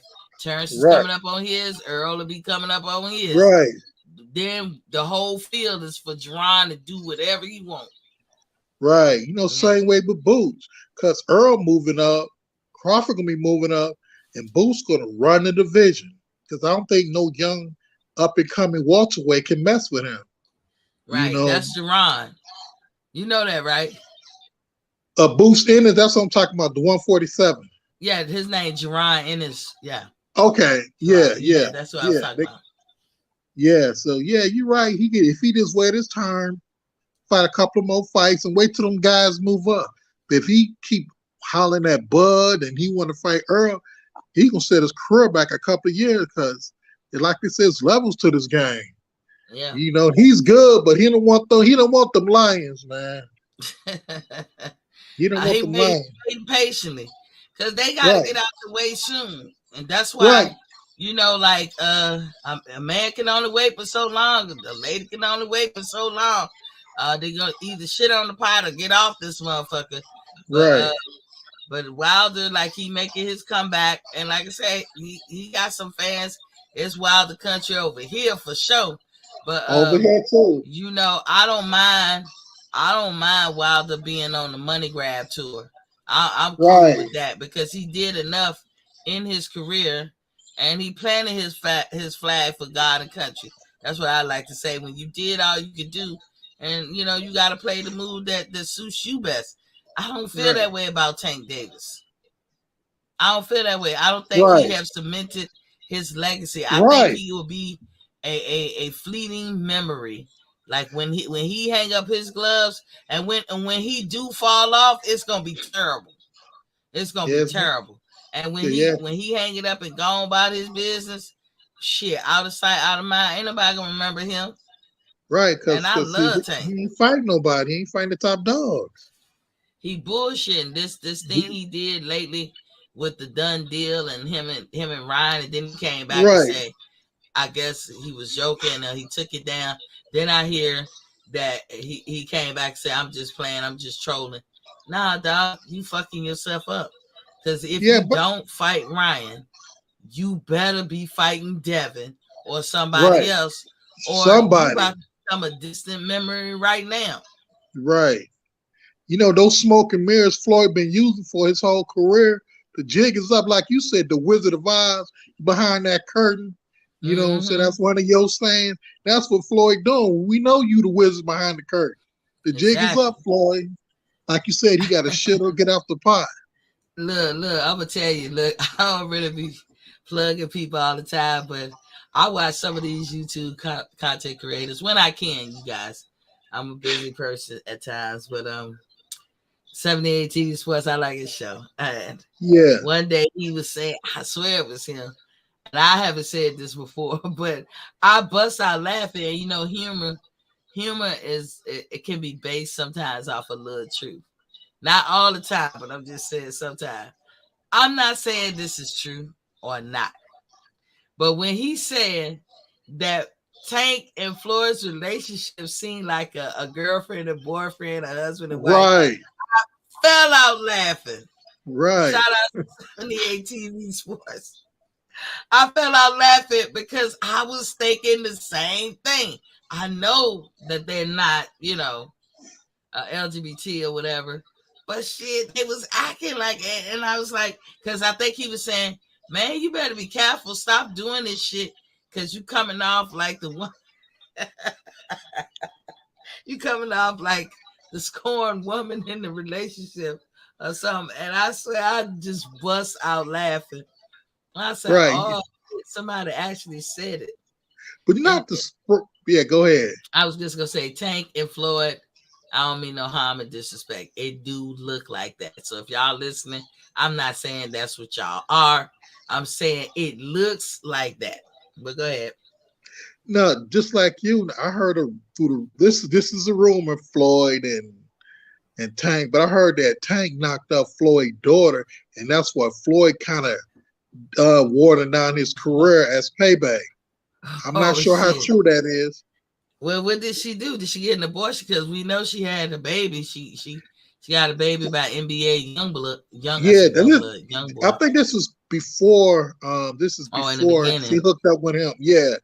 Tank was knocking his daughter off, and it was a big blow up about it. Yeah. But she a woman, and you know what I'm saying. And Tank hit the boss's daughter, and Floyd's like, okay, well, I'm gonna water your career down. Yeah. But it's just a rumor. No. I mean, I heard that too, that he was knocking it down. When you said knocked up, I was like, he got her pregnant. But no, just knocked it down. Yeah, I heard that too.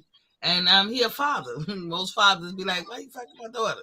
But like you said, he's grown, he young. A lot of girls that's 16, she's a woman like everybody else. Yeah. She's 17.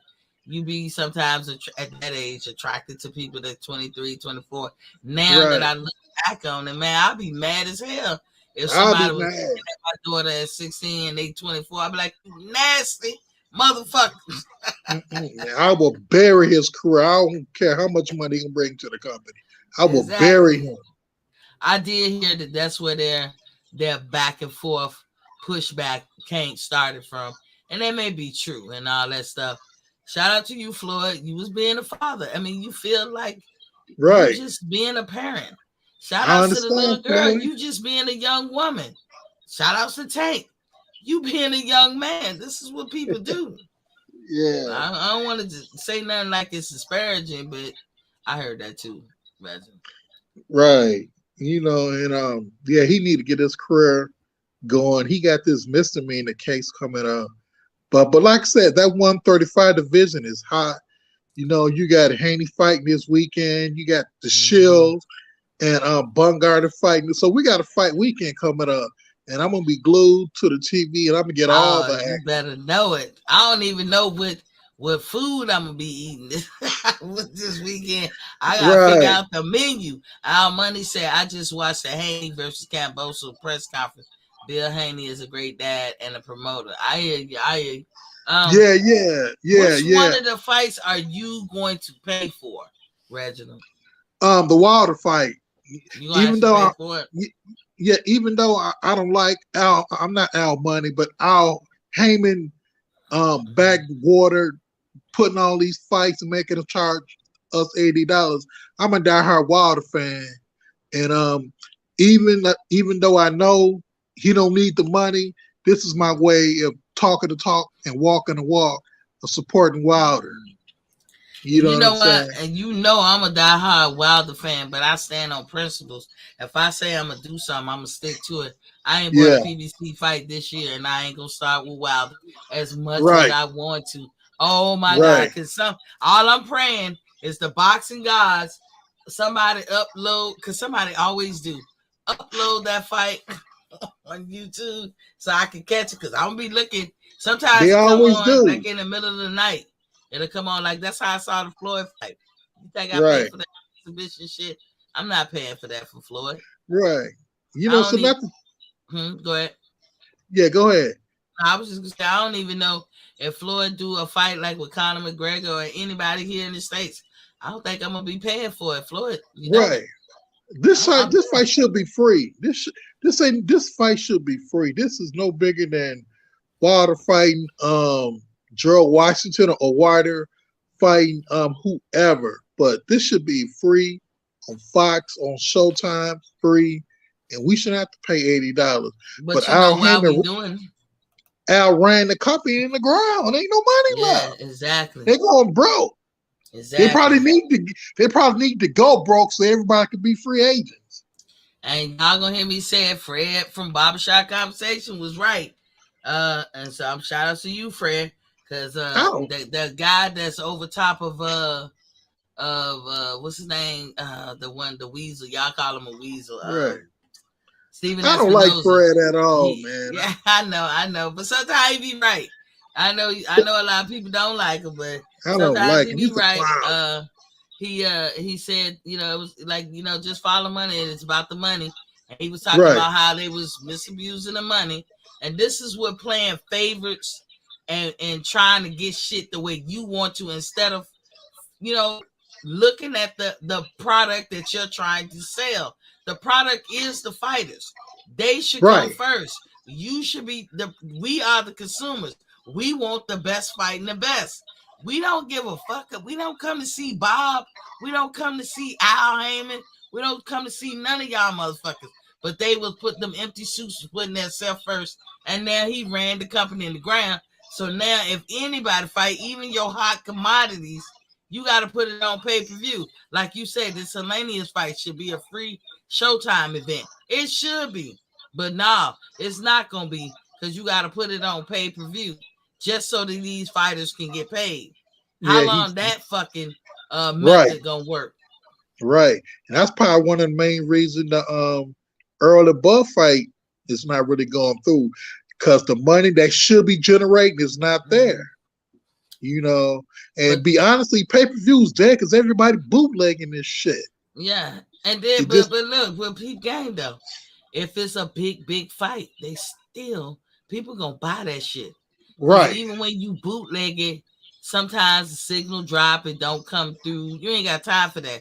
When you when you putting on a good product, people will pay their money. But since y'all went away from, or y'all departed from that method, now you paying the price. And like you said, the Earl Spence and Bud Crawford probably ain't getting put on because they ain't got no fucking money. And that's unfortunate for them. But look at what they do. They do.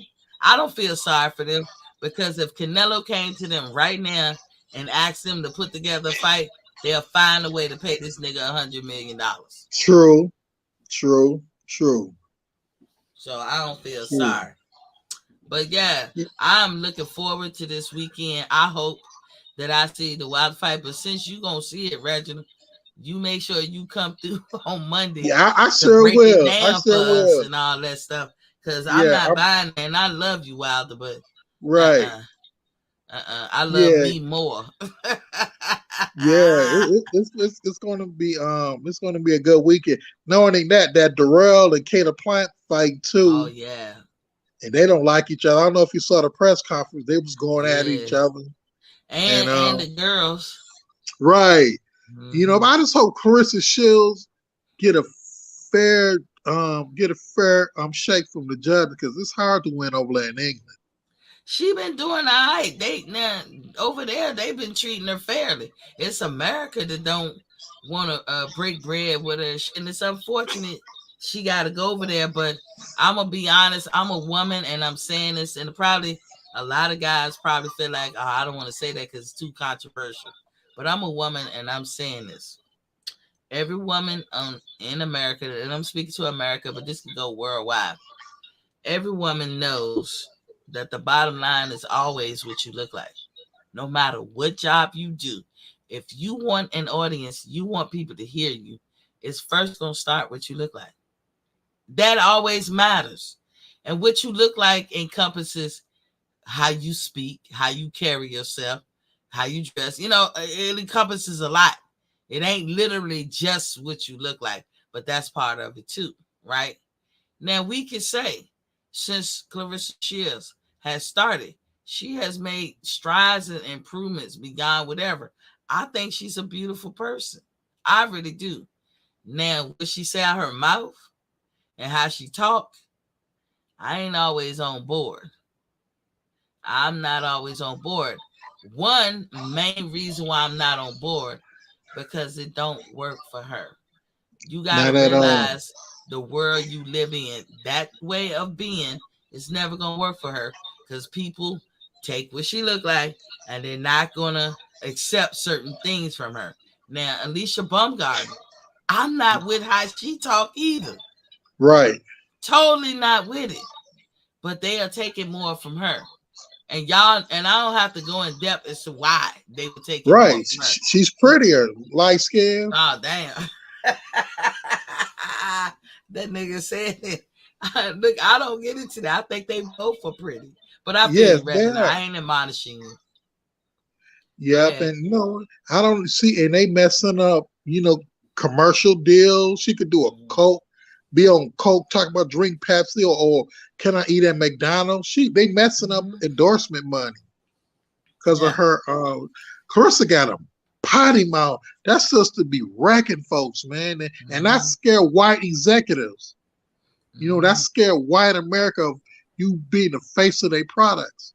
Even women products like Tampon or Secret, they be like, she got 2 gold medals and she got 12 belts, but she scared white America, and those are the people who they really selling their products to. They're not selling it to us; they selling to white America.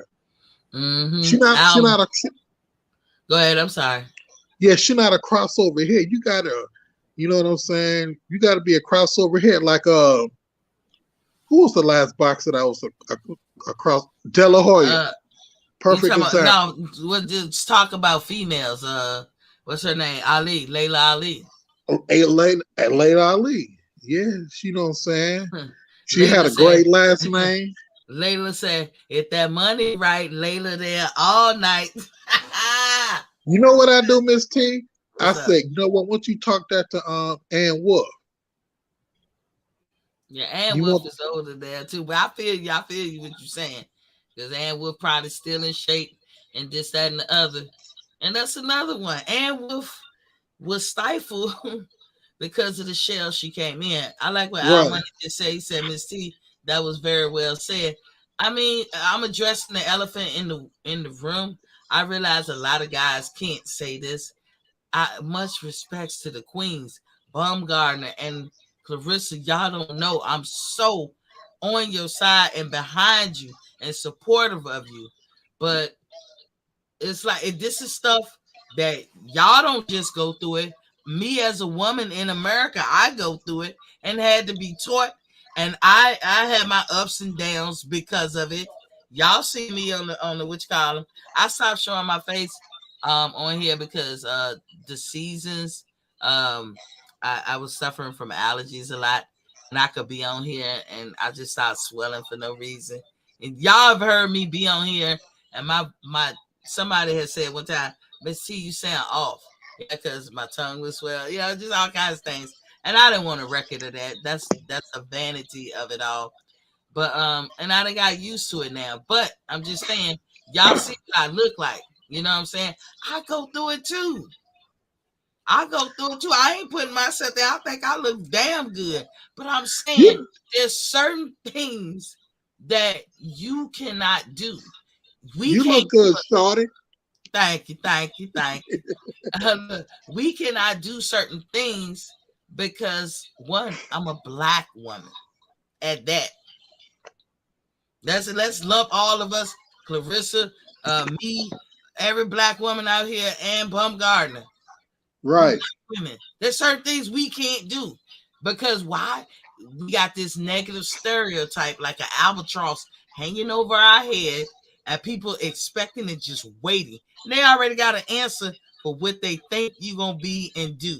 So now you got to make a concerted effort not to be that person if you want to get ahead in life, because the rejection is already set in place for when they see you coming, right? Then throw on top of it, just as a woman in general, and this is applicable to white women, Latino women, Asian women, or whatever. This is how the world is. They right, don't hear you unless they feel attracted to you. Not that it's not saying that a guy is gonna, he's trying to actively get with you or whatever, but that's how men run the world. And that's just how it is.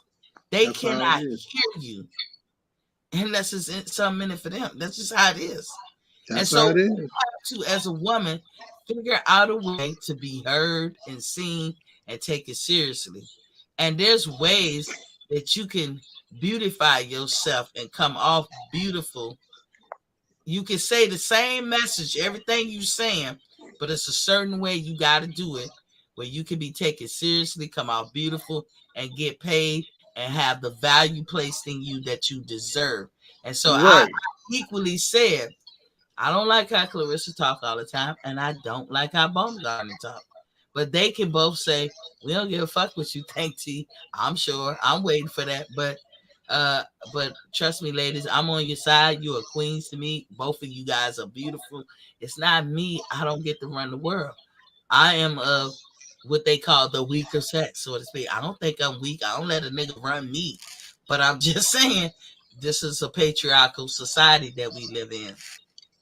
They hold all the cards, and so somehow you got to get in where you fit in. You got right. Get your lane. how it's gonna be beneficial to you. It's exciting. I told you guys, girls like to fight too. Oh, it's exciting. You made it exciting, and I like the fact that the UK takes them more seriously and want to pay them more. Right, You know, right. but the Yes, I'm amount, happy about that. I'm not with it. Yeah, I'm yeah, not. yeah. They get big support over there. They get big support over there. Then the girls get here, man. I'm glad too. So get those pounds. That pound just as good as dollars. So you can go over there, man, and you got a fan base. Girls go over there and get that money. Get that money. Leave America. If America can't appreciate you, go on and do what Clarissa did. And them girls, go on and do what they do. And by the way, I mean this for all women. I don't want to see no white women talking like that. It's a better way, y'all. I can't point to somebody to tell you how you should act and imitate them. I can't think of one right now. I remember Layla Ali, but I don't remember none of those women in her generation really talking crazy. Not even Ann Wolf. Right. Not like y'all do.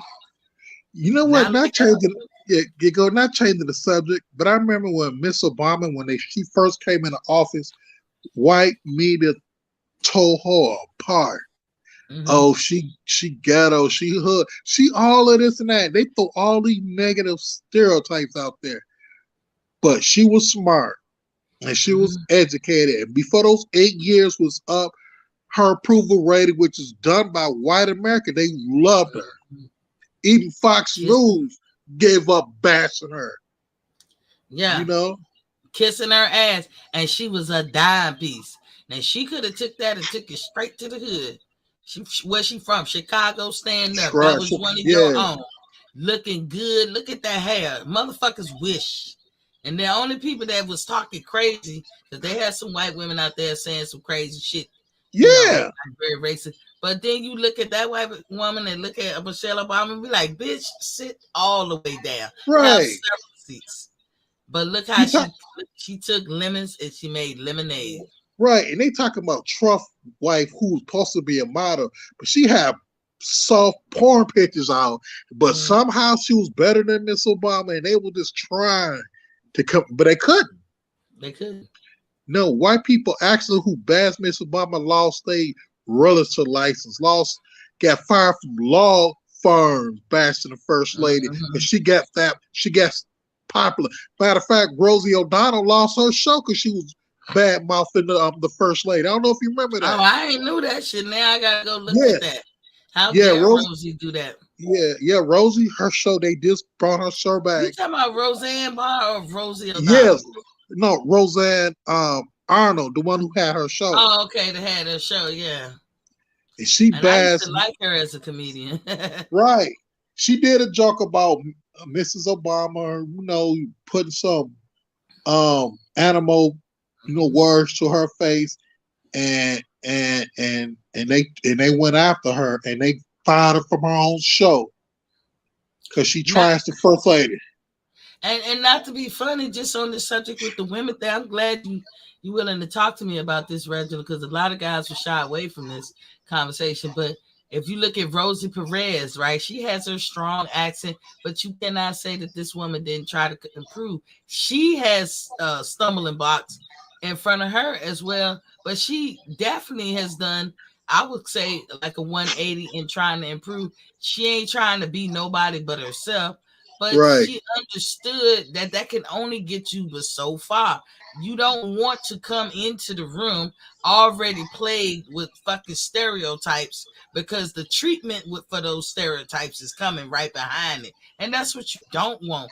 That's what I be feeling when I listen to Clarissa or Baumgartner or anybody. But like I said, I feel that way about the white girls, is they fighting too. Don't come in here with that bullshit. You got to find a way. It's not fair. It's not fair. But we can talk about things that we got the upper hand in the world, in this patriarchal society, that ain't fair to men. Because I'm gonna tell you, I take my daughter to a daycare and the dude working up there, my eyebrows raised. I'm like, what? Let me find these cameras. What? I don't know if I'm gonna give y'all my business. Now, how unfair that shit is. How unfair that shit is. If it was a man teacher, I'm like, can you put my daughter in the ladies' class? How unfair that shit is. It is what it is. It is. You know what I'm saying? There's certain grimy, perverted men that made it bad for good men. It is what it is, and it's unfair. There's women who perverted and grimy too, but it don't plague the lot of us. It doesn't plague the lot of us, but for men, it plagues the lot of you. You know what I'm saying? So, yeah, you just gotta find a better way, in my opinion, to come across that's more beautiful and sound. And like Obama did, Miss Obama, y'all see her teeth ain't the perfect set of teeth. I mean, there's a crookedness to it, and that to me made her beautiful. I Yeah. love her hair. I love her shape. When I seen her pumping them 36-pound what you call it, the free weights, I was like, oh, this bitch for real right here. Right. This bitch for real, because I do strength training, and I'm gonna tell you the highest I would go is 20 before my wrist is starting to hurt. My wrist be hurt, and I'm not saying I can't get up to 36. I just never did because my wrist will be sore, and you don't want to work out till you hurt or sore, because then you can't come back and do it again. But to make it to, I never made it to that level. And I know a lot of women was looking like, that's 36 pounds. What? In her 40s and 50s? What? And did y'all see what she had on at the inauguration of Trump? Oh my God. That outfit, Yeah. I've been searching for that bitch for a minute. I've been looking online trying to find me an outfit kind of like that for a minute. Right. But you know what? I want her hairstylist. And that's another thing. Like not only she, but her brother, both of them went to Ivy League schools from the inner city of Chicago. And that's fucking amazing, man. Cause growing up in Chicago, like it ain't no different from any other city, but Chicago got some issues. They got some deep issues, and they made it out of that to go up into the White House. And I can't say nothing but good things. Yeah, about and you know, Chicago stand up. That's one of your own. She made y'all proud. Right. Y'all proud for real. You know, just like Clarissa from Flint and Detroit, it's the same city, about an hour apart, and both of them got inner city problems. And Clarissa fought her way to the top, and she probably the best known female boxer in the world. And I'm proud of her. Nobody that I could think of right away in the past 20, 30 years has amounted to her accomplishments. I'm very proud of Clarissa. I do rock with Clarissa every time. I pray for her. I hope that she do well. Baumgartner, you too. All y'all fighters right there. You know, even if I don't know you or, you know, be that much into you, I still pray for you because you girls are doing some trailblazing shit. And I pray that y'all make it. And I pray that Michaela Meyer and Savannah Marshall and that other one that Serrano had fought Katie Taylor. I pray that y'all become millionaires 10 times over doing fights because you're trailblazing. You're doing the bidding for all women. You're representing us all worldwide. The next generation. So I'm for you guys, but I will caution you and say certain things, I don't care how innovative, debonair, smart, or whatever people seem to be. And, you know, we're in the 21st century. You have to keep in mind that, yes, things change, but they change slowly. And you have to keep in mind it's a patriarchal society you're dealing with. And that, you know, certain things going to be accepted and certain things are not. And I know a lot of people shy away from this conversation. I don't, because I'm a woman. I go through it just like y'all. It's the truth. It's the truth. It's the truth. They made a big uproar about this black girl playing a mermaid, and white people just falling out, jumping out of windows. You know, and I'm like, really? It's just a show about and it was a light-skinned mermaid at that. You know, and they want to stop the film from coming out. Some people are upset, and some people, I've seen some white people that's cool. Just like when they made the big stink about Black Panther, and is that Marvel? So I keep getting them mixed up. Is that Marvel or DC? I think that's Marvel. Okay.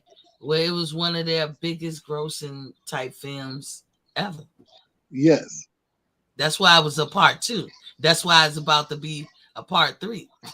Or no, about a part 2. I'm sorry. See, I told you I can't keep up with him. Yeah, it's gonna be a part 3. Yeah, it's gonna be a part 3. His sister gonna have her own movie next. My daughter told me it's only one now, but this one is part 2. Yeah, 2 coming out in November. But Black Panther's sister, his girl who played her sister, she gonna have her own Black Panther movie too. It's gonna be like a spinoff, and she gonna have her own. You know what I'm saying? Her own movie to Black Panther, but she playing Black Panther in this one, Then they gonna make another one, and she gonna be like having her own thing, which is good, because Yeah. she a dark skinned sister, and it's hard to get, you know what I'm saying, to be a leading woman, be dark skinned in Hollywood, Hmm. because we got Holly Berry, and I can't think of nobody else who's an A-list actor who can say, "Hey, I got an Oscar, and I can bust down doors in Hollywood." And Holly Berry's the only one. Vivica Fox, she not big enough. And I can't think of who we got great dark skinned sisters who are great actors, but Hollywood never gave them. They just do. Yeah. Martin That's King Boxing is in the building. Was Papa King? He said, I hit the like. Boxing Fan Talk TV, evening queen. Good evening to you too, sir. Yeah, I agree with you to a certain extent. It's coming around. Like I said, all things are slow. It's slow. right, To thy own self be true. You know what I'm saying? I don't let nobody define my beauty or my value or anything like that. I say I'm valuable and I carry myself like I'm valuable. And so therefore I need you to treat me like I'm valuable. That's the only way I'm gonna accept it. Or I'm gonna kick rocks and keep it pushing, and you ain't gotta know me. And then you would have lost a good one in a friend or whatever. You know what I'm saying? And that's just how I do it. I learned even in the military, because the military was so politics and everything, especially the job that I was doing. You know, it does come down to the shell you in, and you know, right, beauty. Standards of beauty changes, and beauty is in the eye of the beholder. But this is the plight that all women have to deal with. They are not Clarissa and Bumgarner. They're not going through it no more than every other woman in this country, white, black, yellow, right, purple. You know what I'm saying? We all go through it. I'm just saying right, that mouth. Now, dudes can get away with saying that, and it's unfair. It's unfair that y'all could be rowdy and be crazy and shit and be talking right, like that. But that's the world we live in. And my right, Tupac voice, I was given this world, I didn't make it. right. You know what I forgot? Me and you on the same subject. It was another girl from who moved to Chicago, was a dark skinned woman who made it big, and that's Oprah. I don't know how in the hell I left her out being the A-list top Hell dog. yeah. You know Oprah what I'm was fat saying? too. It was fat back then. Right. Oprah had Dark skin. everything to stifle against her. But again, it's how you carry yourself. Them white people hang on Oprah words. You hear me?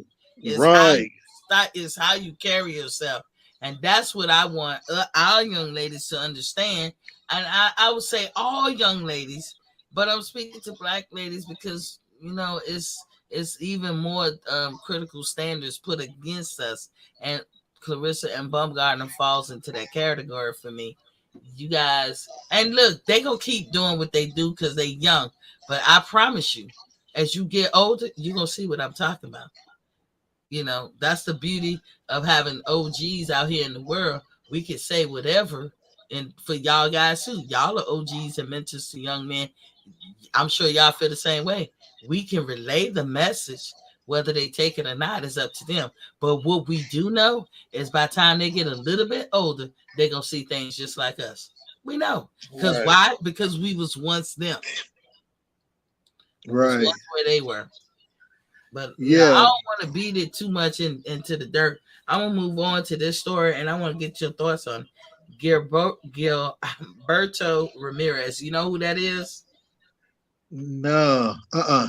Well, he's Zerto. You know who Zerto is? No. He's a boxer who was at 168, now then moved up to 175. He was an avoided fighter. He's closing in on Mayweather's record, believe it or not, y'all. He ain't that far off it. And but he's young in the game. And you know, sometimes that record that and I'm sorry to say this for the Mexican fighters, we don't always trust. I'm talking about as a country, y'all records. I ain't saying that it's all corrupt or whatever, but we Right. just don't know. Because even Canelo would say, you know, he got 10 more fights than what it shows on his box record. But Gilberto Ramirez, otherwise AKA known as Zerto Ramirez, he vows revenge for Canelo defeat from Bivol. And to that, I say that's the stupidest shit I ever heard in my life. This Oh, okay. This the same Zerto that your boy Canelo refused to fight you. So are we to believe that you two are on this I don't fight Mexican shit? Y'all trying to listen to the Mexicans out there. Stop trying to validate that bullshit. Because when y'all go for the Olympic Games, y'all who y'all fight? Mexicans. You picking the best out of the best in that country to go represent you in the Olympics. Stop with that bullshit. You don't fight a Mexican. If you grow up in Mexico, you're fighting Mexicans before you hit it big. You're not growing up sparring Americans in Mexico. You fighting Mexicans. You honing your skills. You sharpening your tools and shit on other Mexicans. And then if God willing, and if everything line up and the stars line up, you get to bring your ass over here and make a good buck. You know what I'm saying? And Right. you fighting Americans, but you fight Mexicans on your way up. Canelo won't even fight you, Zerto. And he won't even give you the opportunity. That's how significant you are to him, which is to say you're not. And you feel the need to rep this nigga honor and talk about I'm a seek revenge, nigga. Is you crazy? He fighting a dog. Terrible to marketing. Right, man. He got a big mountain to climb, and I don't think he can do it. I know it's just terrible. I think he was trying to do some kind of marketing ploy, like with right. With words and shit. Modern King Boxer says Zerto looking way too relaxed. I think he beats Bivol Queen. He may. I just don't like. I don't know who he is. Language leading up to it. It's just crazy. They fighting at 175, right? Right. Yeah, man. Bivol's the real deal, and he dog walked Canelo. So I never heard of this guy. If he was any like I said, I'm a boxing junkie, and I ain't know who this guy was, and I tend to know who's the top Mexican dogs out there. Mikey Garcia, man, of course you got Canelo, then David Benavidez, but I never heard of this guy. Mm-hmm. Not taking nothing away from him, man, but Bivol the real deal. You know what? Like for us who do these channels, I go to certain reputable news outlets, or where there are a lot of compilation of articles and stuff. And Zerto was on that shit every day. Like I knew him from just trying to read an article of somebody else, because his article was before the article I was about to read. And I'm like, who is this motherfucker Zorro? That's what I call him, Zorro. But right.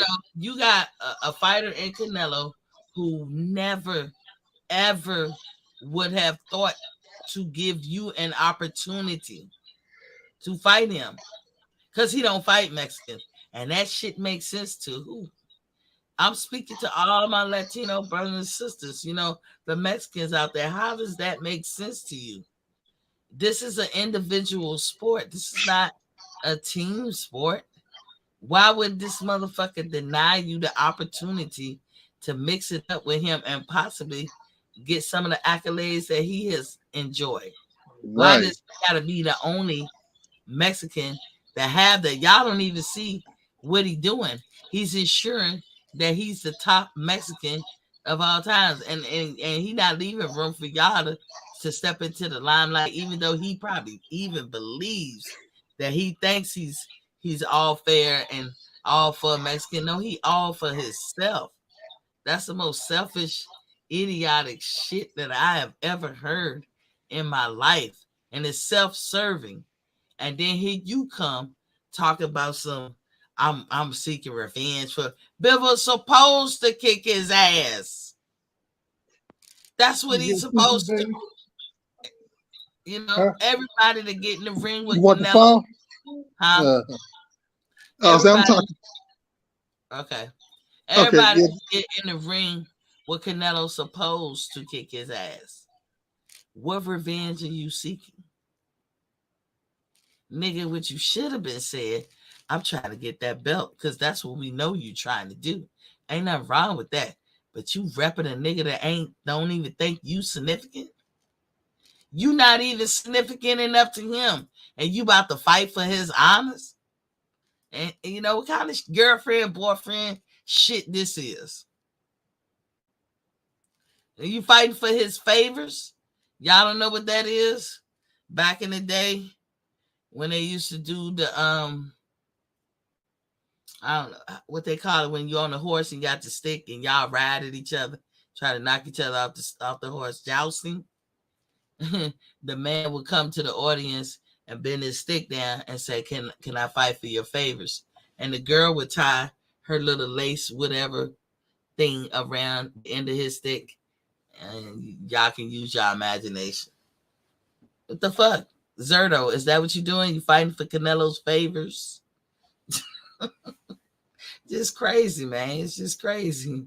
Marty King laughing. He said Canelo cherry picked the hell out of Kovalev. It wouldn't shock me if Kovalev was bought and paid for neither. And then Marty King said Yardy brought a war, and Canelo took advantage off 2 months after. Shaking my head. That wasn't Killer Kovalev. Yeah, I just don't get it. I don't get some of the Mexican. I would say this if we was talking about black fighters too. Damn, Reginald, thank you for coming on. I see that you drop off. I'm gonna still be here a couple of minutes. Now I'm gonna wait to talk about the Ben story because the news just keep getting better and better every time. Better as far as gossip goes. Conor Ben, you in the whole heap of shit. In the words of Millie Jackson, shit on your fingers. That's what you got. Shit on your fingers. Because there's no way you can talk your way out of this. Eddie Hearn, you might even be on the hook. And, if you go down with your daddy, gonna come out of retirement and hold it down till you get back. Because you absolutely was advocating for this dude to fight. You knew he was cheating. Now, I couldn't find it, so I had to do my research because I did a show, on WBC, knocking off certain people off their list because they didn't comply with VADA or something, but nobody made a big deal. And I distinctively remember Conor being on that list earlier this year. But I'll find it. Y'all heard it here first because I reported that when I was talking about Barrios, and I named the list of people that was banned from WBC for non-compliance. Matter of fact, let me see if I can look it up right quick.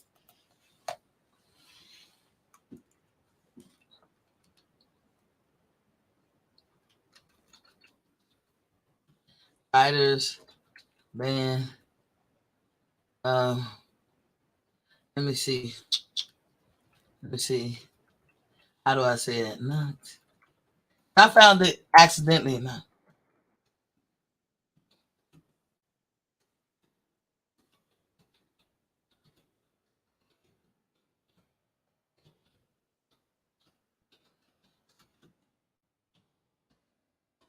Let me see, because I know I did this. Let's see.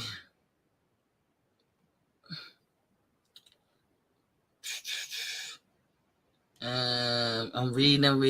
I'm trying to. Who was it?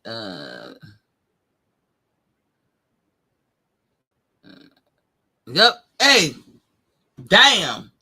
Boy, you got. I was trying to wait. No, that's not it. That's not what I want to do.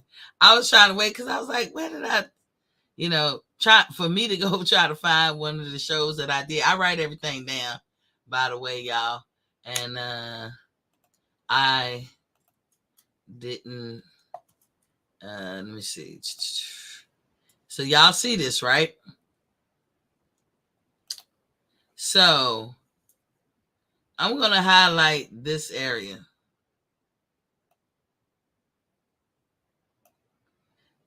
And as y'all notice the date, it said January 19th. And it says 3 British fighters made the temporary blacklist And this is, look at the title. The WBC Clean Boxing Program just finished a major cleanup. 5 boxers from all over the world have been taken out of the WBC rankings, according to the press release by the Mexico-based sanctioning body for their alleged failure to enroll in the program's mandatory VADA run test. If there's stuff in here, and then it gets down right here. 3 British fighters made the temporary blacklist, and just because you get off the list don't mean you can't get back on the list. You just have to comply. Cruiserweight Chris Billiam Smith, ranked number 7. Welterweight Conor Benn, ranked number 5. And bantamweight Lee McGregor, ranked number 9, are now out of the ranking until further notice. Junior welterweight Mario Barrios, number 10, and Mexican featherweight Mauricio Lara, number 4, complete the list. VADA, Voluntary Anti-Doping Association, will now have to wait for the fighters to enroll in the program before recommending any changes to the WBC. It is unclear how this will affect the fighters' standing in the upcoming bouts.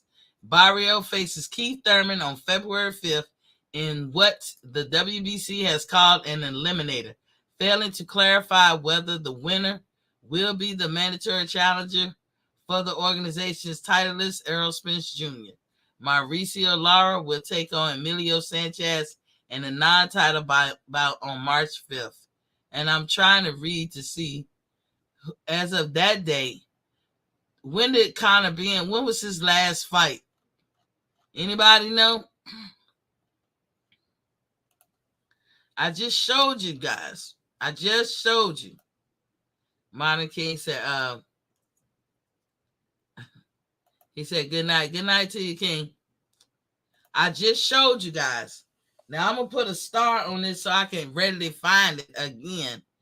But I'm going to actually bookmark it. I'm going to see if I can. Nope, I cannot.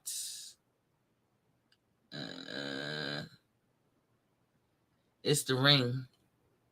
I guess it's the ring. This article was written by Diego Morilla, January 19th. That's all I know. But anywho, I was trying to look. That wasn't even the article I was looking for. I saw it in a different way, and I actually did a show about it. And so I'm probably going to talk about it more in depth some other time. But I wanted to show that when they recently have come out lately and said that Conor Benn was caught earlier this year. Now y'all see, they kind of said something about it back then. They kind of said something about it because he was kicked out of the WBC ranking for non-compliance.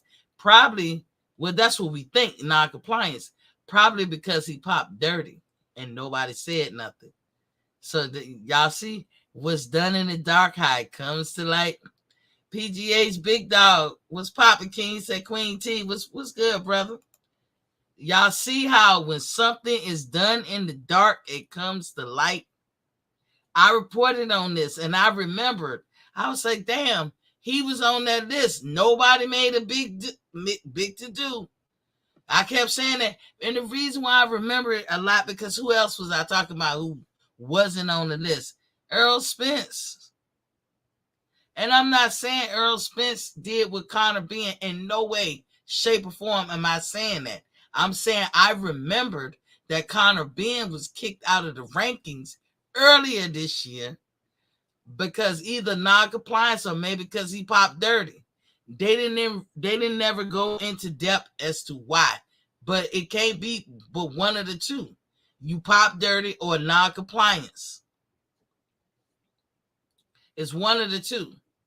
And I was on that, checking that list for VADA. Shout out to my boy Captain Full G, because we've been on that shit.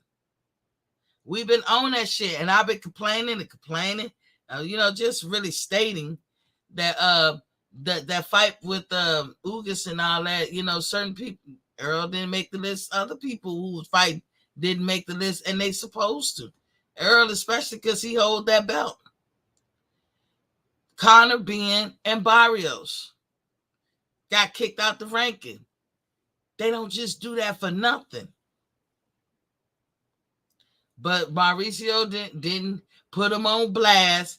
Eddie Hearn had to know. I told y'all too, when they fail or whatever happens, Mauricio Suleiman is alerted, their team is alerted, and their promoter. I told you.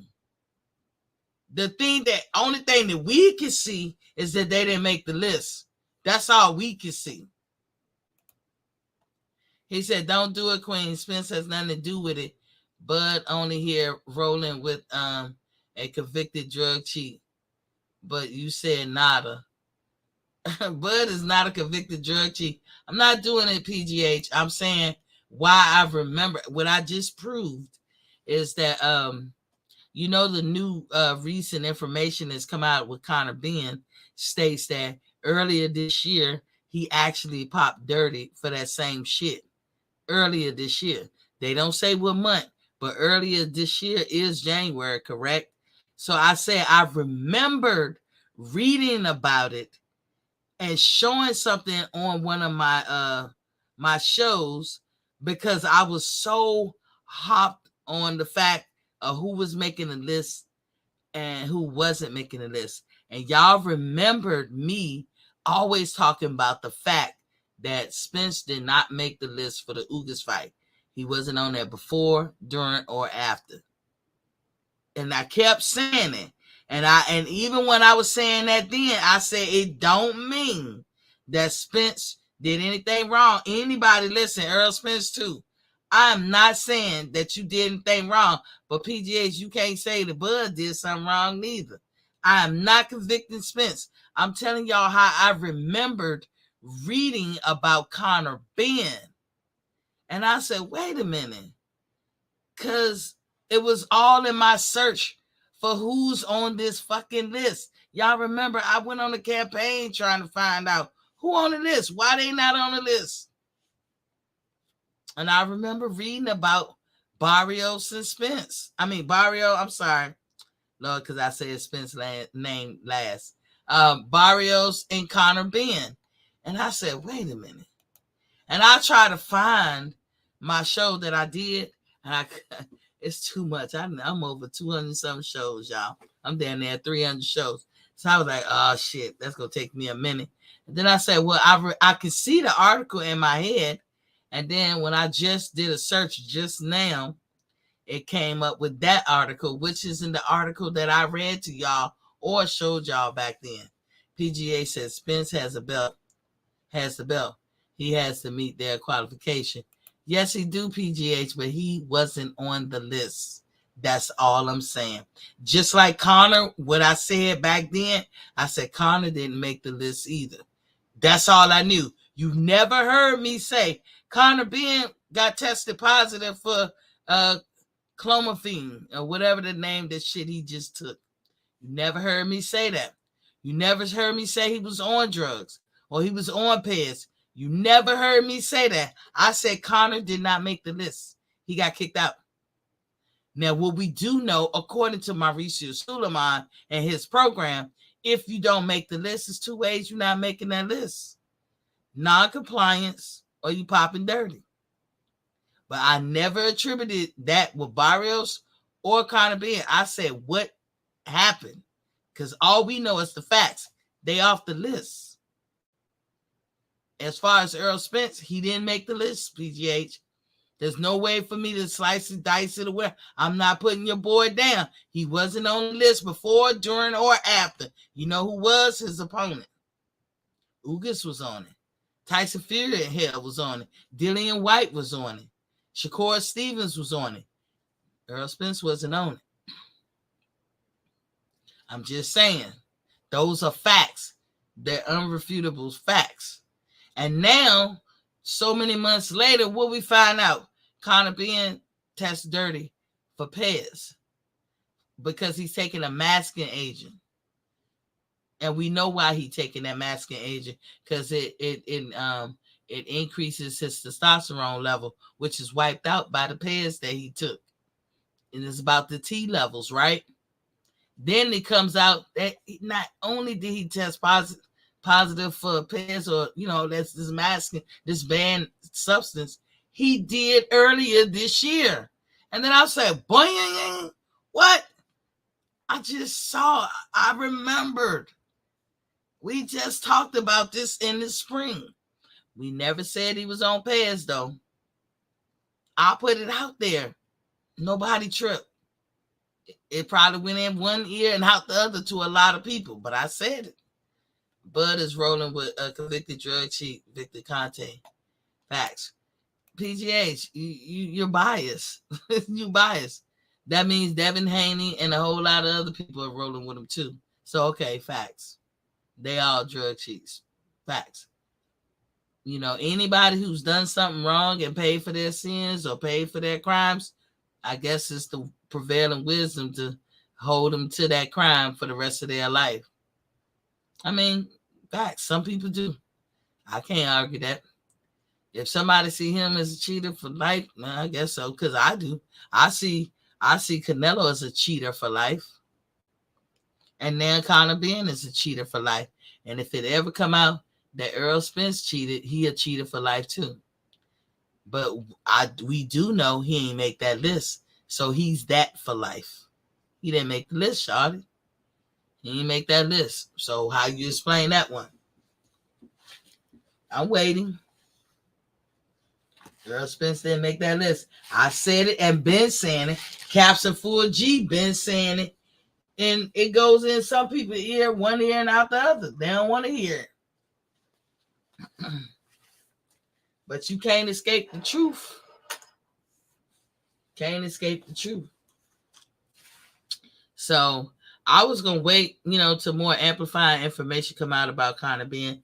We know that he said something about he put out a tweet. I hope this apology is as loud as, I guess, what people are picking on him and shit. That's not an apology, just so you know. If Conor Ben, you're listening, that's not an apology. That's not a way to handle an apology. You probably a nice man outside the ring, but why you tore your draws with me is I feel like you have a total disregard for human life, and I can't stand you. I don't like nobody like that, and I don't gotta like you. You're a piece of shit to me at that point. So it is what it is. PGA said, I hate the fact that any boxer is riding with Conte. Bad move. Spence is a clean, I guess you mean clean fighter, and never failed any test. Well, he didn't make the list, PGH. That's all I'm saying. He may very well be a clean fighter, and you have your right to dislike Conte. Like I said, we all have our calculus of how we judge people and shit. Like the hate and discontent that I have for cheaters, y'all just don't know. And I've never been tested. Let's say like I hate them like on a level I just really can't explain. But like, what if my brother was cheating? Could I hate my brother? I've never been tested to have to feel a certain kind of way about somebody I truly do like. So my answer to that right now is I don't know. I hope I can keep the same energy. But I honestly am telling you, and we could play this back, and you remember I said this, PGH, I honestly don't know. If they came out and said something about Wilder, how would I feel? I honestly don't know. Because we are all human, and we could be fickle or whatever. We could be biased. We could whatever. You know what I'm saying? But I don't like this kind of being. It's almost worse than the Canelo situation. Because I mean, he really was targeting people to hurt beyond belief. Adrian Broner was talking about a comeback. He never said he was going back to 147. Conor Ben and Eddie Hearn begging and have been for a minute since last year. And I was like, what part of this nigga said he ain't gonna be no welterweight don't you understand? Then he wants to get with other people and shit that's down on their luck. He couldn't even get out Adrian Granados. Shout outs to Adrian Granados.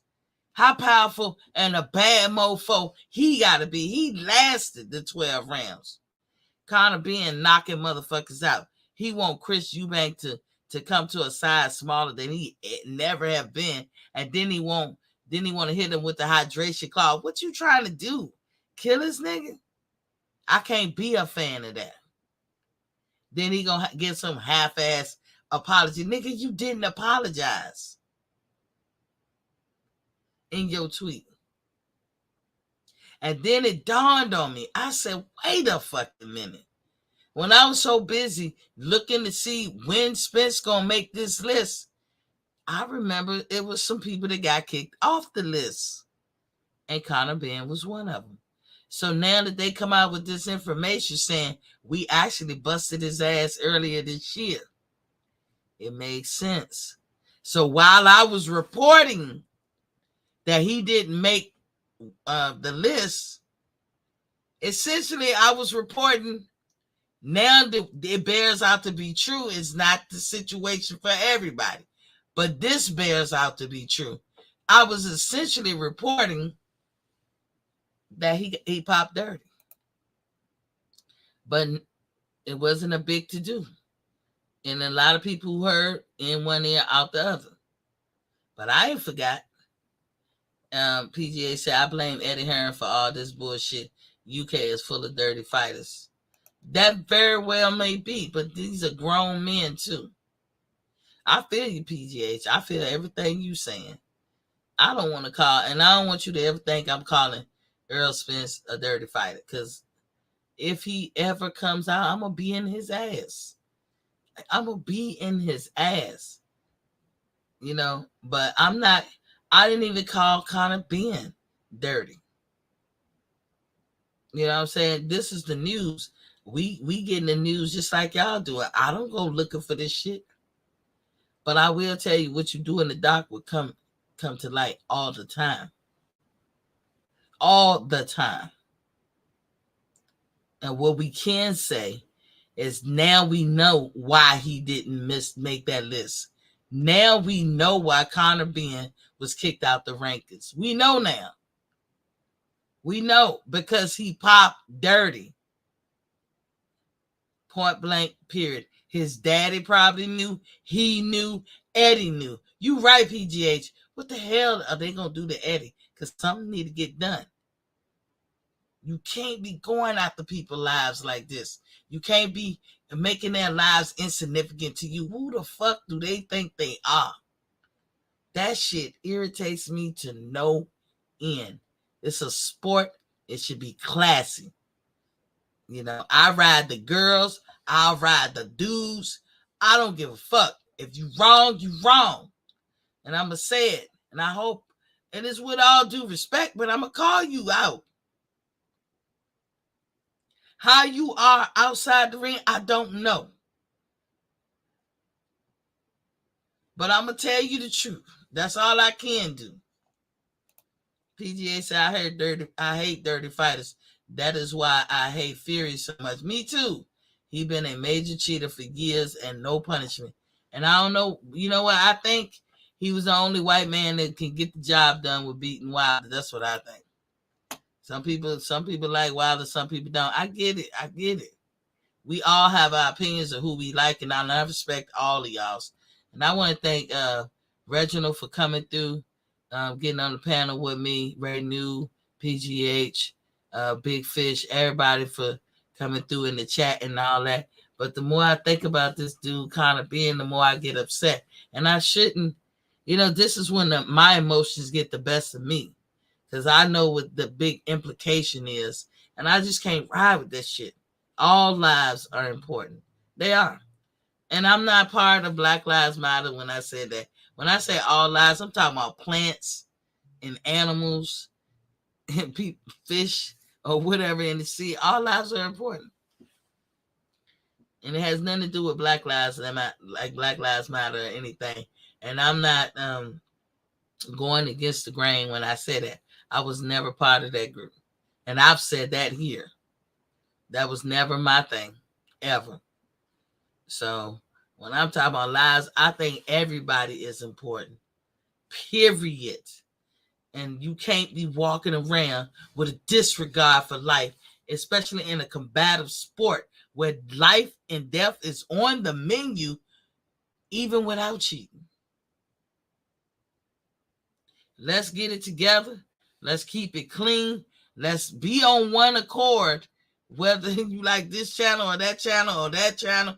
Let's all be on one accord about how we feel when it comes to this. His name is Mud. I hope he never get to fight again. He's a piece of shit, Conor Ben. And I'm going to hate you just like I don't like Canelo. Like right now, I'm going to be pissed. After a while, I'm going to subside and be all right a little bit. But nigga, shit. Nigga, you of all people should know better. And then your daddy know too. All of y'all pieces of shit. And and that little interview that Eubanks Sr. did. Come on, bro. To blame Mayweather, I'll let somebody else cook on it. But you know you wrong on that. That is some stupid shit. That is some stupid shit. He get that shit from you. Look how you be dressing like a fancy leprechaun or some shit. Nigga, you put it in his head to have money and white bitches hanging all over you. That's what you did. I mean, let's keep it a buck. That's what you did. You taught him that shit. But he found somebody who did it better than you, which was Mayweather. But you taught him that fundamental foundation of, get the money regardless of what, Because what you say, your son is into the bling bling and the bitches and the women. You taught him that shit. You thought you was going to get another. And you thought you was high off the hall. You thought you had arrived. Don't matter who you have a kid with. It all come out in the wash the same. Kid is a kid. Your kid ain't no more better than the next person. Yeah, you got all the bells and whistles and all that shit, but look, your kid got the same problem that all these other niggas got. Because you make niggas. Sorry. Lord have mercy. Let me shut up. Anywho, it's just, I don't like Eubanks Sr.'s response. Nigel Ben's dad, I don't like you either because you knew. I just really feel that you knew. I hate both of y'all. Y'all for the shit. I don't like you. But anywho, I'm glad you got caught, Conor Ben. Now we know why you didn't make the list. And now y'all can say when y'all see people who don't make the list, put some emphasis on that shit because it might just mean something. Sorry, PGH, gotta say it. But when you know better, you do better. And like I told y'all in the beginning, I'm actually I'm gonna call it stocking stuffers. I'm gonna try to create a link page where I could put on here in my other social media and Facebook. And where you can hit the link and go off and legitimate purchases or whatever, because a lot of things are being sold online. And I'm just going to compile a list of things I personally bought and people I know bought, and they make great stocking stuffers. Nothing too expensive, but one thing you don't want to do, and I fell into this trap a lot of time, is go online and purchase something, and the whole site, just something about the whole transaction turn out to be fugazi or whatever. So I'm just going to, because it's Christmas, and I'm just going to compile a list of necessary items that I think would be great stocking stuffers, especially for the queen in your life. And to the ladies looking, girl, I'm going to try to find that site. Well, I know it ain't going to be too hard, but this is bra. Lord have mercy. This bra. Y'all guys find out your women's bra site. Man, they going to love you for it. I done bought like 2 of them already. PGA said that list don't mean nothing until they test dirty. I guess a person can feel that way. It means something to me now. It means there's a reason why they didn't make the list. What that reason is either two reasons. They test dirty or they didn't comply. That's what it mean to me. We can't say, we can't be in the business of it don't mean nothing. That's what it's going to mean to me. You either tested dirty or you didn't comply. Not complying don't mean you dirty. You just didn't comply. That's all it means. That's what not comply means. But if you have a WBC belt or you're in the WBC ranking, the top 15, you got to comply. That's the rules. I didn't make them rules. Mauricio. If y'all don't like the rules, go talk to Mauricio Sulaiman. He made them rules. I didn't make the rules. You know what I'm saying? So if you ain't make the list, two reasons why you ain't make that list. And I looked, and I looked, and I looked. That's why I remember Conor Benn got kicked off the list. Because I reported on it months ago. But anyway, when you know better, you do better. And my Pamela James voice, peace.